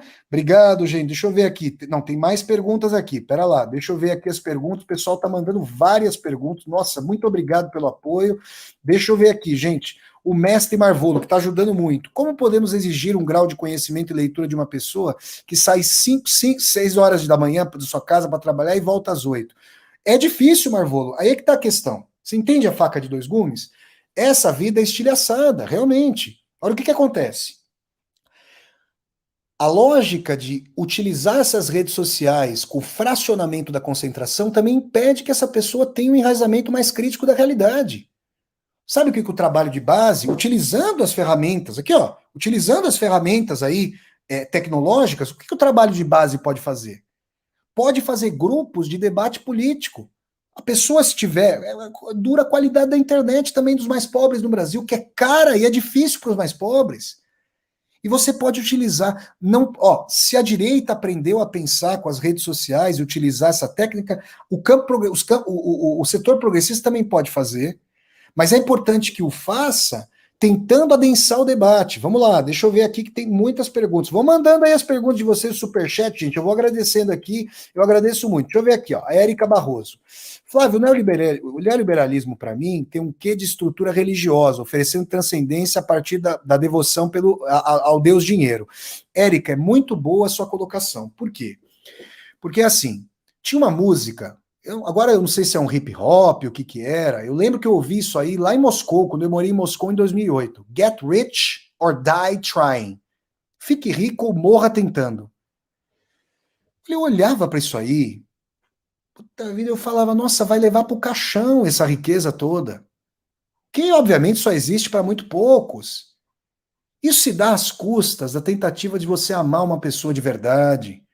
Você ser amigo ali, não utilitariamente. Sabe que você encontra uma pessoa, você senta na mesa do bar ali, você não está se importando com o tempo. Quer dizer, hoje em dia é muito difícil não se importar, né? Porque a gente, como que está trabalhando 24 horas por dia?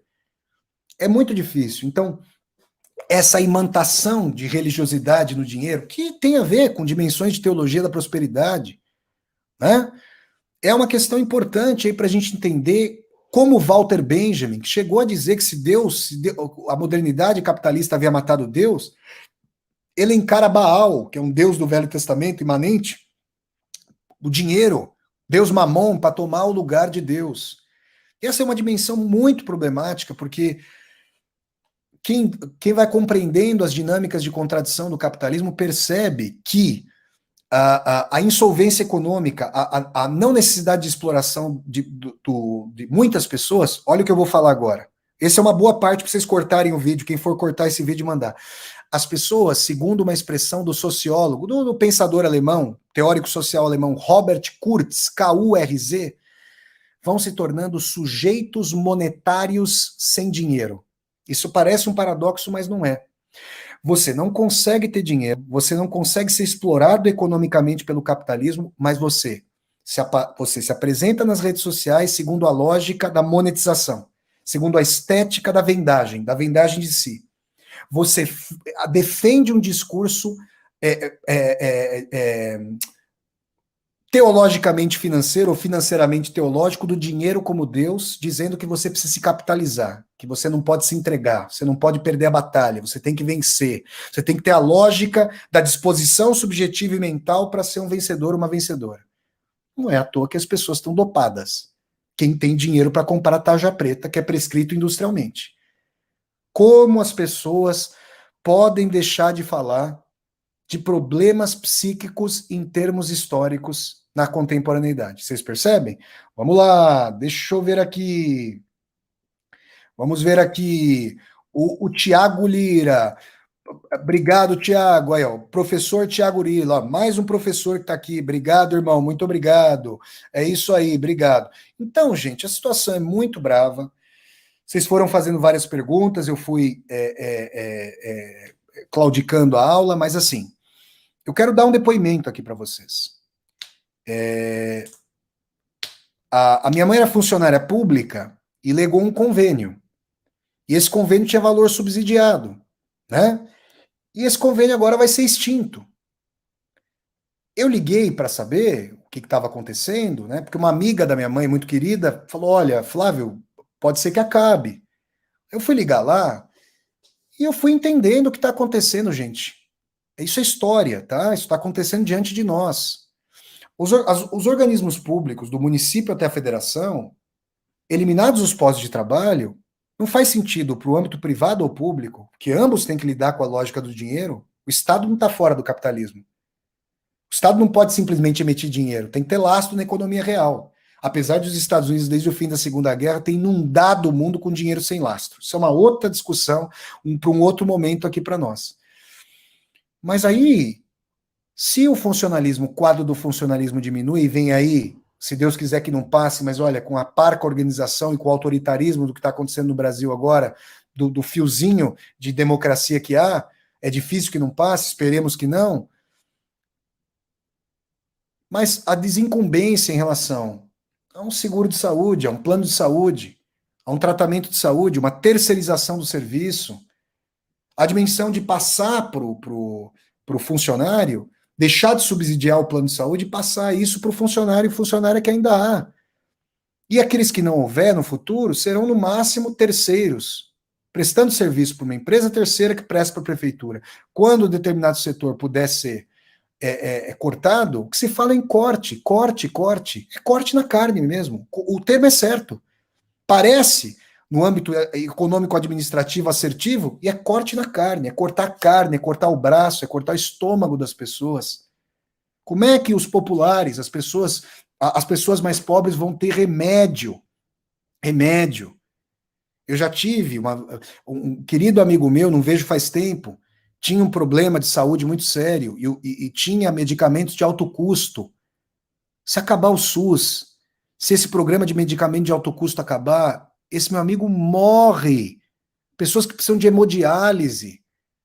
Gente, não tem outro nome. Barbárie. Tem uma corrente que falava socialismo ou barbárie. Se for o socialismo no estilo do século XX, me incluam fora dessa. É uma questão aí muito problemática, muitas discussões podemos fazer a esse respeito.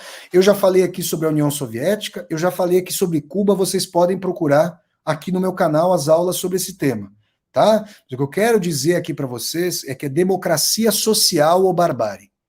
E aí, esse turbocapitalismo neoliberal precisa ser posto em xeque, precisamos discuti-lo. A riqueza existe, ela é possível matemática e racionalmente ser dividida. Ah, não conseguimos fazer isso. Então a humanidade não tem futuro. A maior parte da humanidade vai ser cronicamente desempregada, famélica, partícipe de bicos para o resto da vida, quando não aqueles que aderirem às facções, que é uma tragédia, é uma verdadeira tragédia. E nós teremos aí, além disso, a rapina ambiental que já está acontecendo do capitalismo e vários logradouros do mundo que vão se tornar inabitáveis. É isso que nós queremos? É isso que nós queremos? Então a gente precisou chegar até esse ponto, na nossa desunião, no nosso egoísmo, comprando essas ideias do neoliberalismo, de hiperconsumo. Por que as pessoas, me expliquem, se as pessoas estão tão felizes como elas mostram nos vídeos das redes sociais, porque estão dopadas de remédio antidepressivo? Porque a quantidade de afeto, a qualidade do afeto é muito pequena. Porque os laços são de masturbação recíproca. Veja, a liberdade sexual é fundamental, sobretudo para as mulheres historicamente castradas, achincalhadas pelo patriarcado, pelo machismo. Isso é fenomenal. Mas o que a gente vê é a coisificação do outro para o prazer, a dinâmica do prazer, a não aceitação de qualquer sofrimento. A pessoa não pode se mostrar frágil, que já tem alguém falando, não pode ficar assim, acorda para a vida. Acorda para o quê? A vida não pressupõe a morte? Qual a utilidade da tua morte? Estão percebendo? Deixa eu ver aqui se eu estou esquecendo de alguém, gente, que hoje vocês estão contribuindo aqui para a aula, eu tenho que ver aqui, ó. Aí o Tiago, Lucas, muito obrigado, Lucas. Valeu, Lucas. Se tornou membro aqui do canal. Muito obrigado. O Gabriel, que é o mestre Marvolo. Professor, o senhor acha que simplesmente deixarão as pessoas morrer? Ô, Gabriel, obrigado pela pergunta também, meu irmão. O que o Brasil dá mostra para nós? O que acontece com essas pessoas que estão embaixo dos viadutos? Que estão pedindo comida lá para o nosso amado e querido? Esse sim, hein? Esse aí, um cristão na essência, com o sermão da montanha de Jesus Cristo, distribuindo alimentos para os mais pobres, né?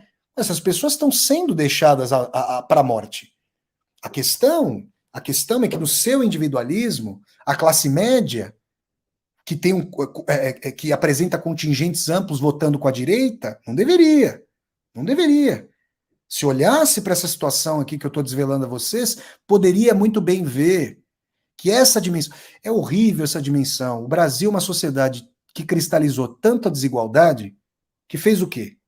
Fez com que a classe média quisesse a dimensão de ser servil para o grande capital, se tornando administradora, gerencial, diretora de empresas e bancos, para se diferenciar deslocadamente das camadas populares, que os mandatários do Brasil não aceitam como pessoas para quem se pode estender a civilização.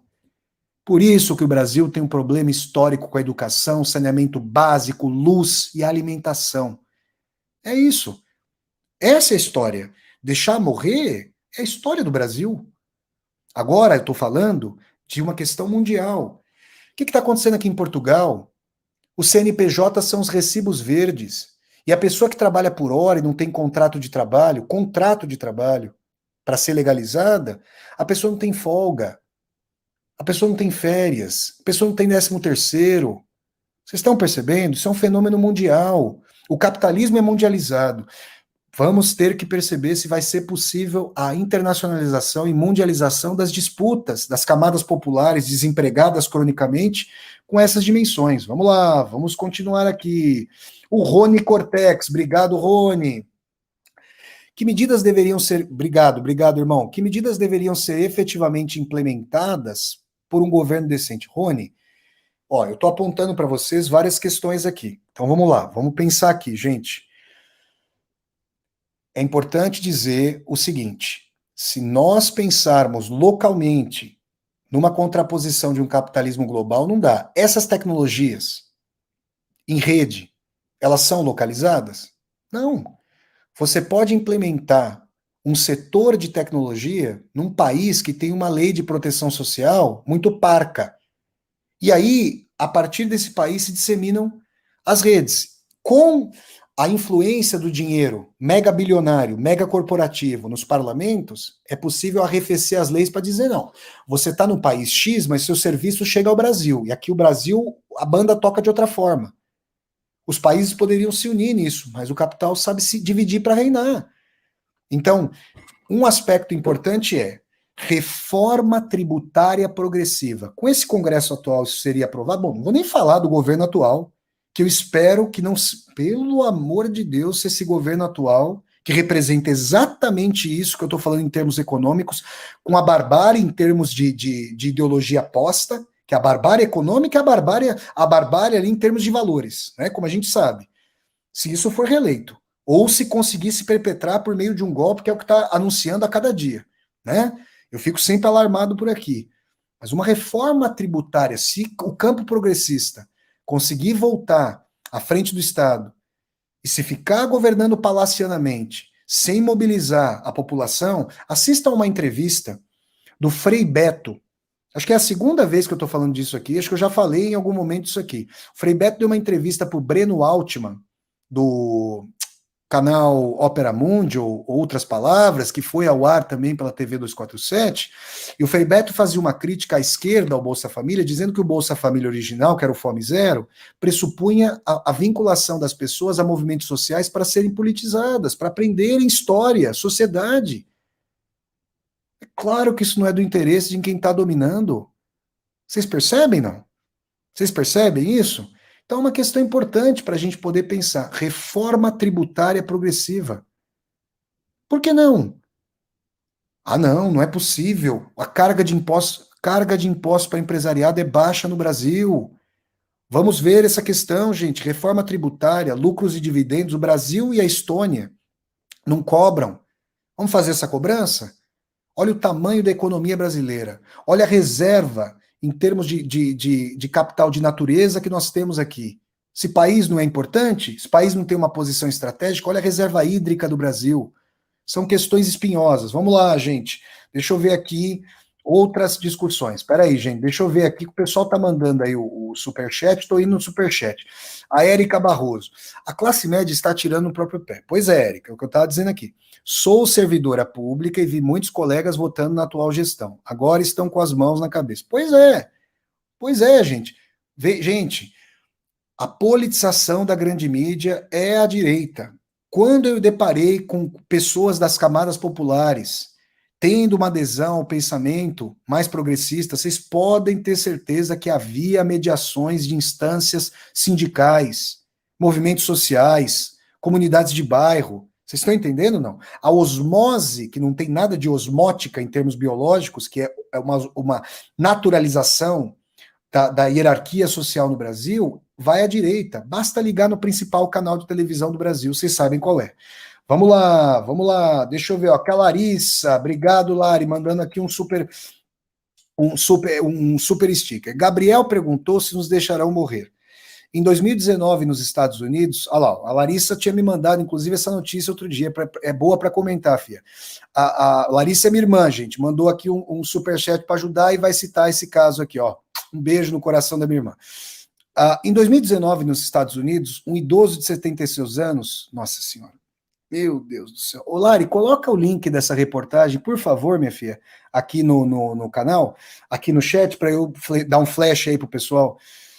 Nossa senhora, isso é muito pesado. O idoso de 66 anos matou a esposa idosa e depois se matou, pois não tinham como pagar a cobrança do seguro de saúde. A Larissa está falando da fonte aqui, ó, o jornal do Washington Post. Gente, os Estados Unidos, tudo isso que eu estou falando vem de lá. Tudo. Porque aqui na Europa, nos países ricos, não pensem que em Portugal, Espanha, Itália, leste europeu tem isso, hein? Que a coisa é brava por aqui. Agora, se pegar Alemanha, França, Holanda, Bélgica, os escandinavos e Inglaterra, são muito poucos países, gente.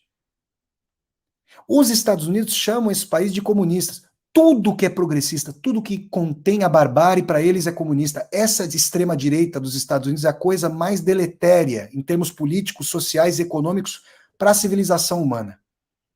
É uma tragédia. Vocês viram a notícia do Washington Post que a Larissa colocou aqui? Como é que pode?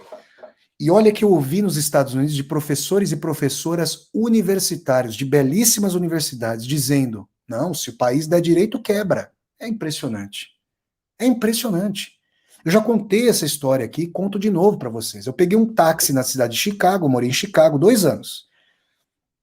E peguei um táxi. E a época ali, né, tava acontecendo lá, eu não acreditava que aquele Donald Trump, Deus que me perdoe, pudesse ganhar. Até teve um amigo meu que brincou. Porra, Flávio, você tava lá com o Donald Trump ganhou, você voltou pro Brasil, o Bolsonaro ganhou, a culpa é tua. Falei, Deus que me perdoe, tira essa aí de mim. O cara falou isso aí, eu falei, Deus, não põe isso aí na minha conta, pelo amor de Deus. Aí eu peguei um táxi, e o camarada, um trabalhador, gente. Taxista, um trabalhador, o camarada que tá trabalhando de sol a sol ali, que não sabe quanto vai ganhar. Às vezes o camarada tá trabalhando 18, 19 horas por dia para conseguir fazer o sustento dele. Aí eu cheguei para ele e falei, e aí, meu? O que você acha disso aí? O que você acha? O Donald Trump tá falando aí, ó, que vai taxar menos os ricos. Pô, vão acabar os programas sociais. E aí, aquela lógica incutida pelo neoliberalismo da self-made person, da pessoa que se faz nos Estados Unidos, é terrível. Vocês sabem o que o trabalhador, um trabalhador como eu, como boa parte de vocês aí que estão assistindo a essa live, como os meus pais, sabe o que o camarada falou? Não, o negócio é o seguinte, tá certo o Donald Trump, porque quando eu for rico, eu também não vou querer pagar esse imposto. Aí, gente, o cara falou isso. Falou isso. Você entende que houve uma colonização aí do imaginário? Essa lógica do empreendedorismo que é colocada ali, é o imaginário dos Estados Unidos, agora com o poder econômico, com a indústria de Hollywood, Quando eu vi um canal de televisão, uma transmissão esportiva do futebol americano lá em Chicago, quando eu olhei para a TV, me deu um déjà vu, porque eu falei, não, peraí, não é a TV americana, é a TV brasileira do canal principal. A estética é a mesma. De onde vêm essas redes? As redes sociais vêm da onde, hein? Já viram o nome? Quem tem as redes? Não preciso falar o nome, vocês sabem quem é o proprietário. Vocês estão percebendo, gente? Então, tem pessoa que fala, não, viés ideológico. É mesmo? Onde é que não está a ideologia? É impressionante, né? Como se tornou asséptico, raso o discurso. Porque justamente investimento em educação não é mais importante para vários filões da população, quer dizer, por parte dos donos do poder, os donos do capital, porque não vão ser explorados economicamente. Olha, nesse contexto, se você, como eu, das ciências humanas, das artes, meu Deus do céu, meu Deus do céu, vocês estão vendo, né? Vocês estão percebendo isso. Quebrem esse vídeo, essa aula, coloquem, disparem esse vídeo. Me apoiem, né? Me apoiem aí a disseminar essas ideias. Vamos lá, deixa eu ver aqui essas questões aqui. O Gustavo, peraí, gente, deixa eu ver se eu não pulei nenhuma questão. Não, não pulei. O Gustavo, Larissa colocou, olha aqui, deixa eu ver aqui, ó, Washington, olha aqui, ó, no Washington Post. Couple dead, como é que é? Couple dead, apparent murder suicide, left note saying, couple dead, apparent murder suicide, left note saying they couldn't afford medical care, diz a polícia, que o casal aparentemente morto, assassinado ou por suicídio, deixou notas dizendo que eles não podiam pagar o convênio de saúde. É uma verdadeira tragédia, pelo amor de Deus, minha Nossa Senhora. Vamos lá, deixa eu ver aqui a essa dimensão. Tem aqui o Gustavo Fernandes.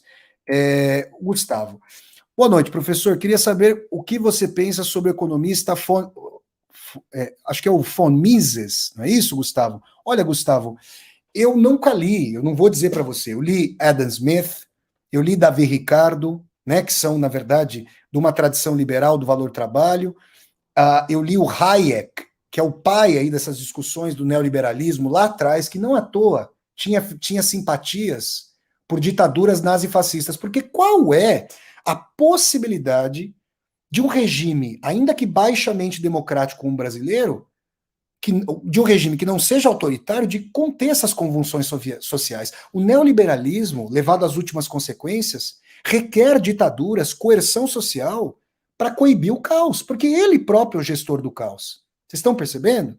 Então, o que eu vou dizer a vocês é que o neoliberalismo, de liberal, não tem nada. Ele pressupõe primeiro, quem disse que o capitalismo atual, mega monopolista, mega cartelista, é liberal, é pró-concorrência, livre concorrência? Olha a concentração de renda. Segundo, por que as democracias estão sendo desidratadas? A suposta, que não é democracia, é plutocracia. Esse rodízio entre democratas e republicanos, mamma mia, pelo amor de Deus, gente. Agora, o que aconteceu lá com a tropa, com a chusma do Donald Trump? Com aquela rapaziada lá? O que aconteceu invadindo o Capitólio? Vocês estão percebendo? E agora com a hegemonia chinesa, com essa ditadura de partido único. Ai, meu Deus do céu. Nós estamos em bons lençóis, viu, gente? A gente está em bons lençóis aqui. Deixa eu ver. O Rony está dizendo que estão chamando alguns grupos aí de comunistas. Isso é uma tática do capitalismo. Ô, Rony, cortinas de fumaça. As pessoas, primeiro, as pessoas sabem, as pessoas que são privadas, sofrem crime social da educação, sabem o que foi o comunismo? Primeiro, que não houve nenhuma sociedade na história do mundo comunista, sabem diferenciar socialismo de comunismo, sabem olhar para as experiências do socialismo real. Quando algumas empresas podem fazer, por exemplo, políticas de inserção étnico-social nos seus quadros, essa direita, que sabe disputar poder utilizando essas ferramentas de anticognição, ela faz ali uma turba, soube se capilarizar. Isso é problemático. Por isso que a pergunta do Felipe é importante, mas veja, a gente precisa ter uma politização maior. As redes podem ajudar. Repito, a campanha para prefeito do Guilherme Boulos foi muito bem sucedida, considerando-se ali o grau de criminalização do campo popular ali desde 2014 no Brasil, para não dizer de 2013, mas é importante. O Guilherme Boulos faz discussões, é bem didático, tem uma fala que dialoga, ele que vive num bairro popular em São Paulo, salvo engano, no Campo Limpo, mas a gente precisa de aprofundamento ali para entender essas categorias. O Guilherme Boulos é político, ele é ativista e político. Ele também é um intelectual, mas agora ele está atuando politicamente. Então, a discussão dele se volta para a comunicação imediata às classes populares. Você que está assistindo essa live, eu sou escritor e professor, estou dando essa aula para vocês. Você que está assistindo essa live, você pode usar essa ferramenta para quebrar meu vídeo e disseminar esse vídeo. Eu não posso fazer isso, dedicar full time, então, se o canal, conforme o canal aumentar de tamanho, e eu puder me dedicar integralmente a esse trabalho, aí eu posso fazer isso. Posso quebrar o vídeo, posso mandar o vídeo. Cada tempo precisa ser pago. É uma dimensão terrível. É essa a dimensão, gente. Desse capitalismo aí de contingência, de quebra. Vamos lá, deixa eu colocar aqui para vocês. Então vamos lá. Deixa eu ver aqui. Peraí, que eu acho que eu perdi uma. Não sei se eu perdi aqui uma colocação. Não. Tá aí. Gente, então são muitas coisas aí. São muitas coisas aí que a gente pode, sobre as quais a gente pode falar, mas para prolongar um pouquinho a aula, já que eu respondi a muitas perguntas que vocês foram mandando, eu quero dizer o seguinte.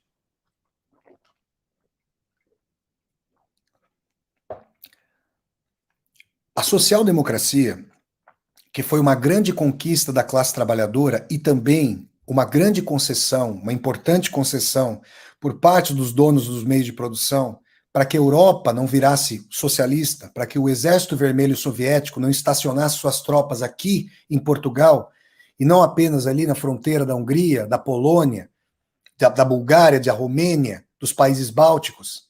O Plano Marshall, essa criação, essa cooptação para o capitalismo da classe trabalhadora, gerou sociedades com amplos direitos sociais.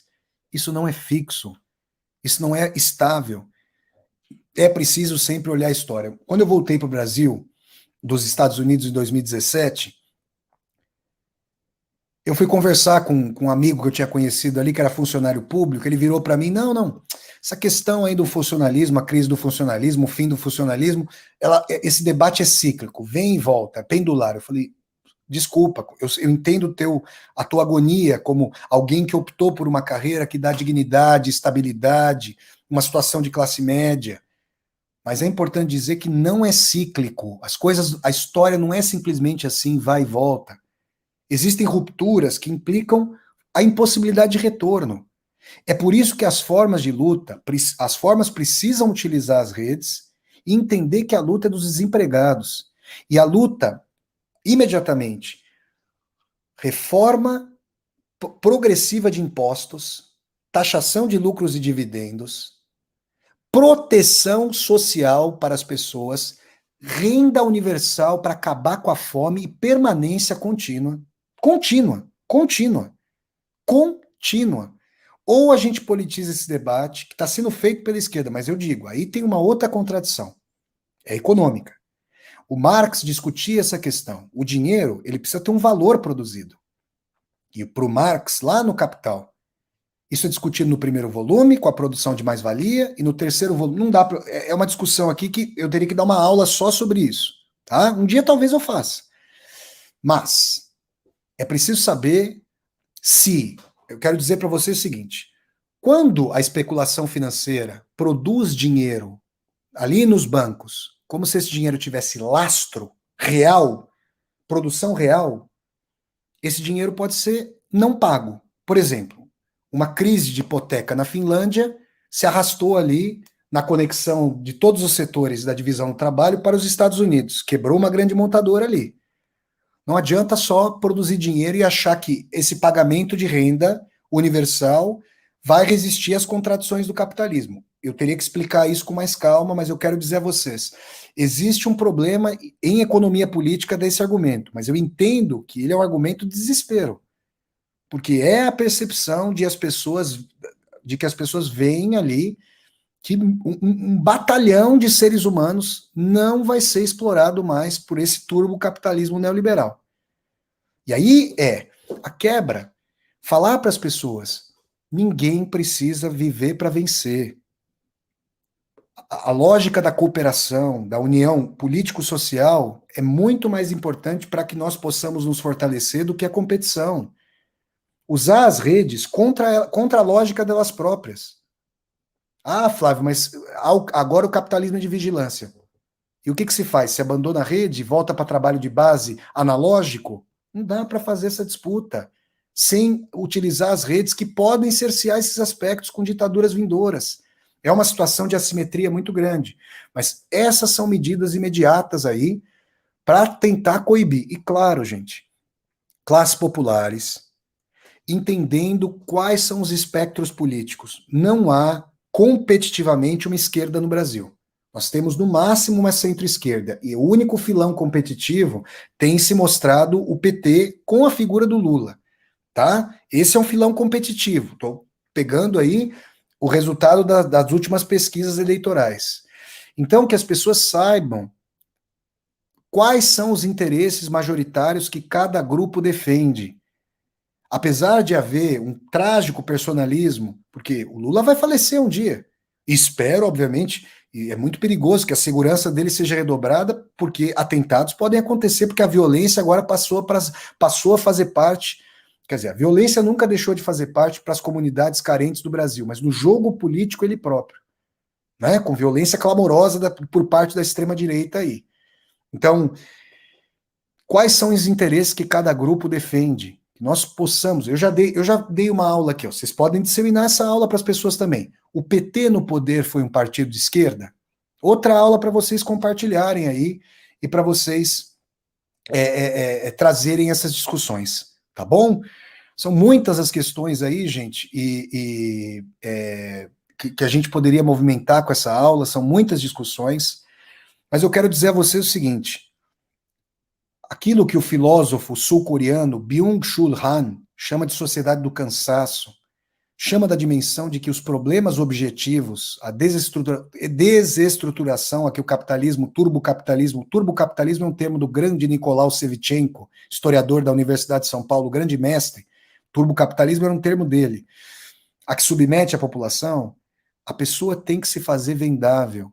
Ela tem que se fazer vendável no prazer, para que seja adquirida na prateleira na prateleira dos aplicativos de paquera, prateleira mesmo, né? Um catálogo que se vai passando. A pessoa tem que ter uma asepsia, não pode mostrar sombras, mostrar sorriso, mostrar rosto jovial, mostrar ali uma pose. Reparem como as poses são parecidas. Não é, gente? Os rótulos mudam os rótulos de produtos. Os conteúdos são diferentes, mas os rótulos são muito parecidos. É uma mercantilização de si. É a dimensão ali do você, empresa de si próprio. E o cansaço que isso implica é estrutural. A estafa, o estresse como fator psíquico fundamental. Como é que as pessoas não piram? Como é que as pessoas ali que não sabem? Quando eu estava estudando, a lógica da profissão era dada. Você vai escolher uma carreira, você vai seguir com ela. Isso acabou e vai acabar. E se não houver rede de proteção social, não há outro nome para a sociedade do que o neoliberalismo gere uma sociedade associal. Não é nem antissocial, é associal. Não há tecido social de proteção para o neoliberalismo. Ele é a barbárie. É a suma concentração de renda, é a convocação para o autoritarismo para conter as convulsões sociais, ou a regimentação de um Estado paralelo, que na verdade é intersticial ao poder de Estado, como infração, grupos milicianos, narcotráfico, como se fala, os intelectuais mexicanos falam de narco-estado. Vocês percebem, gente? Para gerir esse horror. É o que nós queremos. Eu tenho certeza de que vocês que estão acompanhando essa aula, que vocês não querem isso, mas aqui o pedido, então, para vocês, com essa aula, que é uma aula de conteúdo abertamente político, histórico, social, é que vocês contribuam, me ajudem a disseminar essa aula entre as pessoas que vocês conhecem, que vocês conversem com as pessoas, que vocês peçam às pessoas, assistam, vejam, tentem se concentrar. Olha, é curioso que as pessoas falem, dificuldade, às vezes, digamos, vocabulário e assim por diante. Pô, a gente tem várias ferramentas de procura Dicionários online. Eu sou da época de procurar no dicionário e levava minutos. Eu adorava, porque eu ia achar uma palavra, eu buscava outra, eu pegava dicionário etimológico. Eu tive chance de estudar, gente. E as pessoas não têm, então a gente precisa utilizar essas ferramentas. Por exemplo, o Instituto Conhecimento Liberta. Maravilhoso, tem mensalidades com valor super acessível. E aí as pessoas podem assistir aos cursos lá, são vários cursos. Os cursos que eu ministro, as pessoas estão aí, ó, várias pessoas podem falar, valor sempre acessível e democrático. E aí as pessoas podem ter acesso a essas discussões que eu faço a partir dos cursos do Zoom.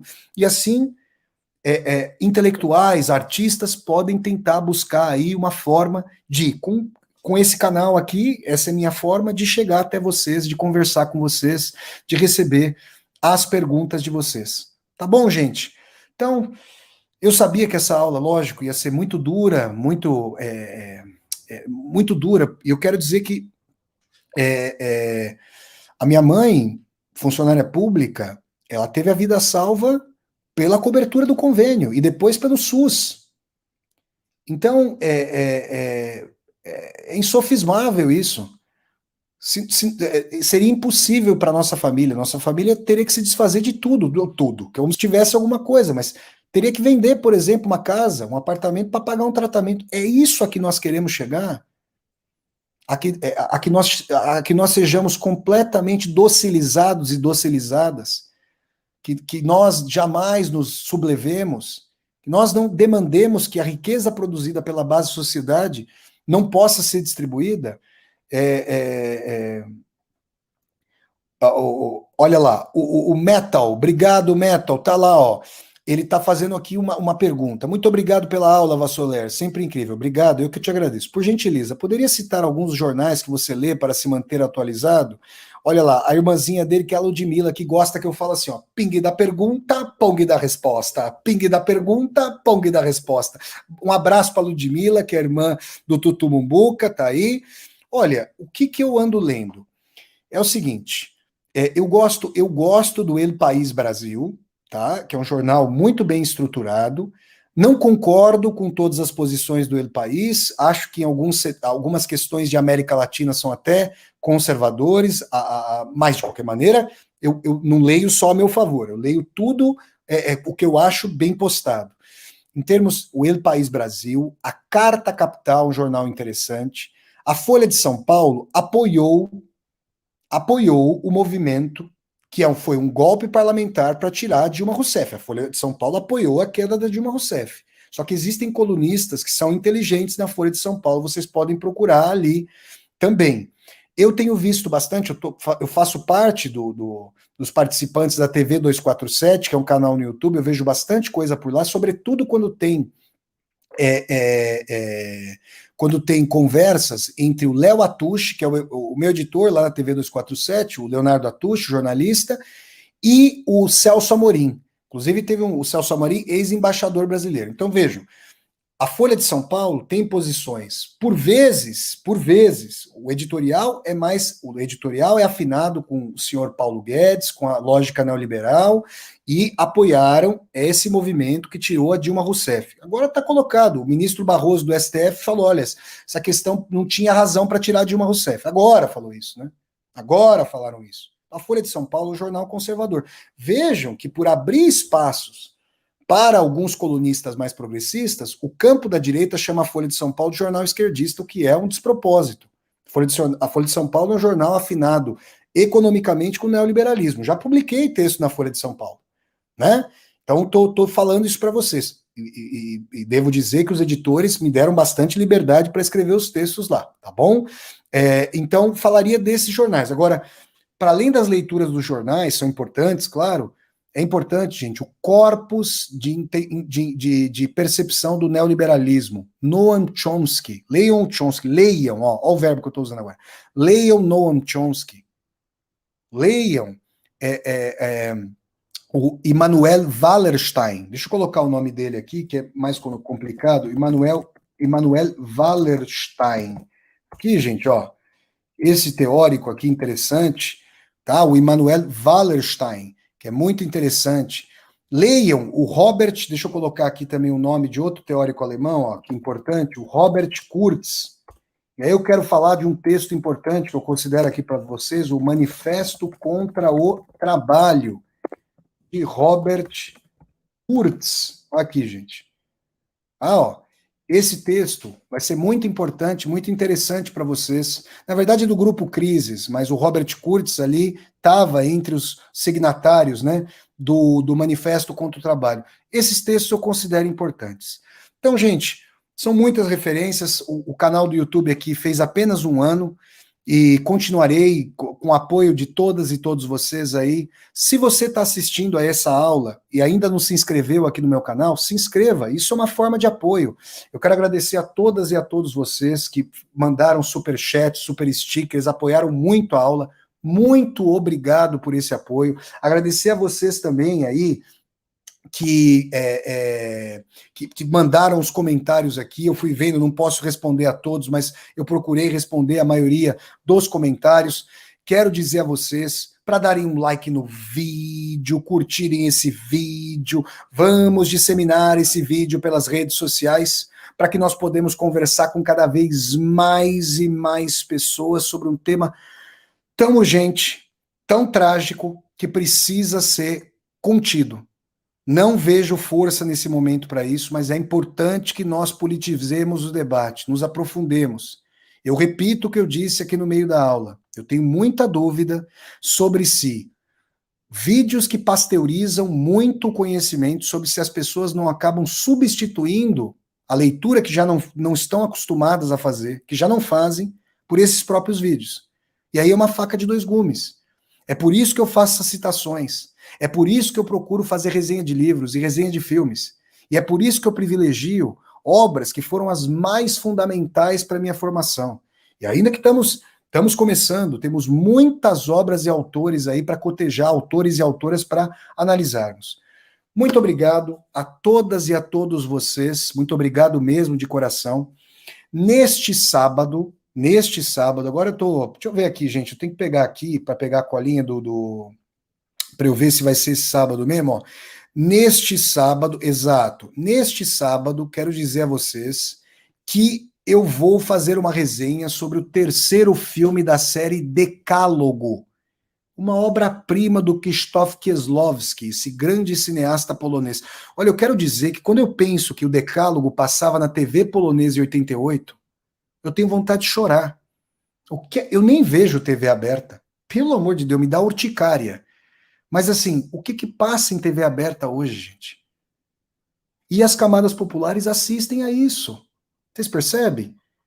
O Decálogo do Kieslowski, é uma das maiores obras-primas da história do cinema, passava na TV polonesa. Vocês estão percebendo? Ah, mas aquele socialismo polonês era complicadíssimo. Pois é. Mas eu quero dizer para vocês que a educação pública, muito cerceado, com vários problemas de liberdade de expressão, tinha uma vinculação maior. São questões aí sobre as quais a gente pode falar. No domingo, eu vou levar vocês a mais recantos, ao Jardim Botânico, ao Rio Mondego, em Coimbra, com as viagens de Vassoler. A resenha de filme de Vassoler no sábado acontece às 10 horas da manhã e as viagens de Vassoler, agora em Coimbra, vão acontecer às 11 horas da manhã. Tá bom, pessoal? Muito obrigado a todas e a todos vocês. Obrigado aí pelo apoio. Deixa eu dar uma moral aqui, ó. O Lucas está falando, Flávio, nem consigo descrever como seria incrível ter você na minha sala de aula ensinando. Ô, Lucas, obrigado, meu irmão. Olha lá, a Cláudia, ótima aula, com certeza vou divulgar, clareza na análise e muito conhecimento transmitido. Obrigado, querida.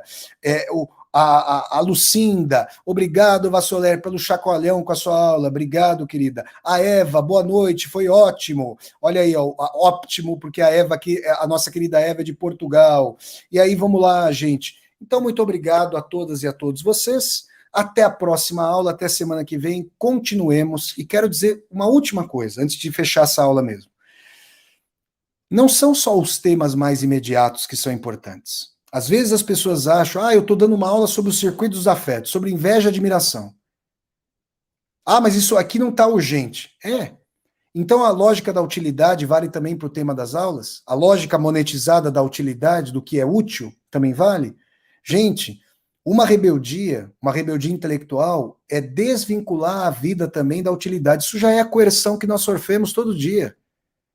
A grande literatura, os afetos, o contato com a subjetividade humana, ou com o que resta dela, é um fator aí de descolonização do imaginário também. Tá bom, gente? Muito obrigado, um grande abraço, tchau, gente, valeu, pessoal, até a próxima aula, tchau, pessoal, valeu, valeu, valeu!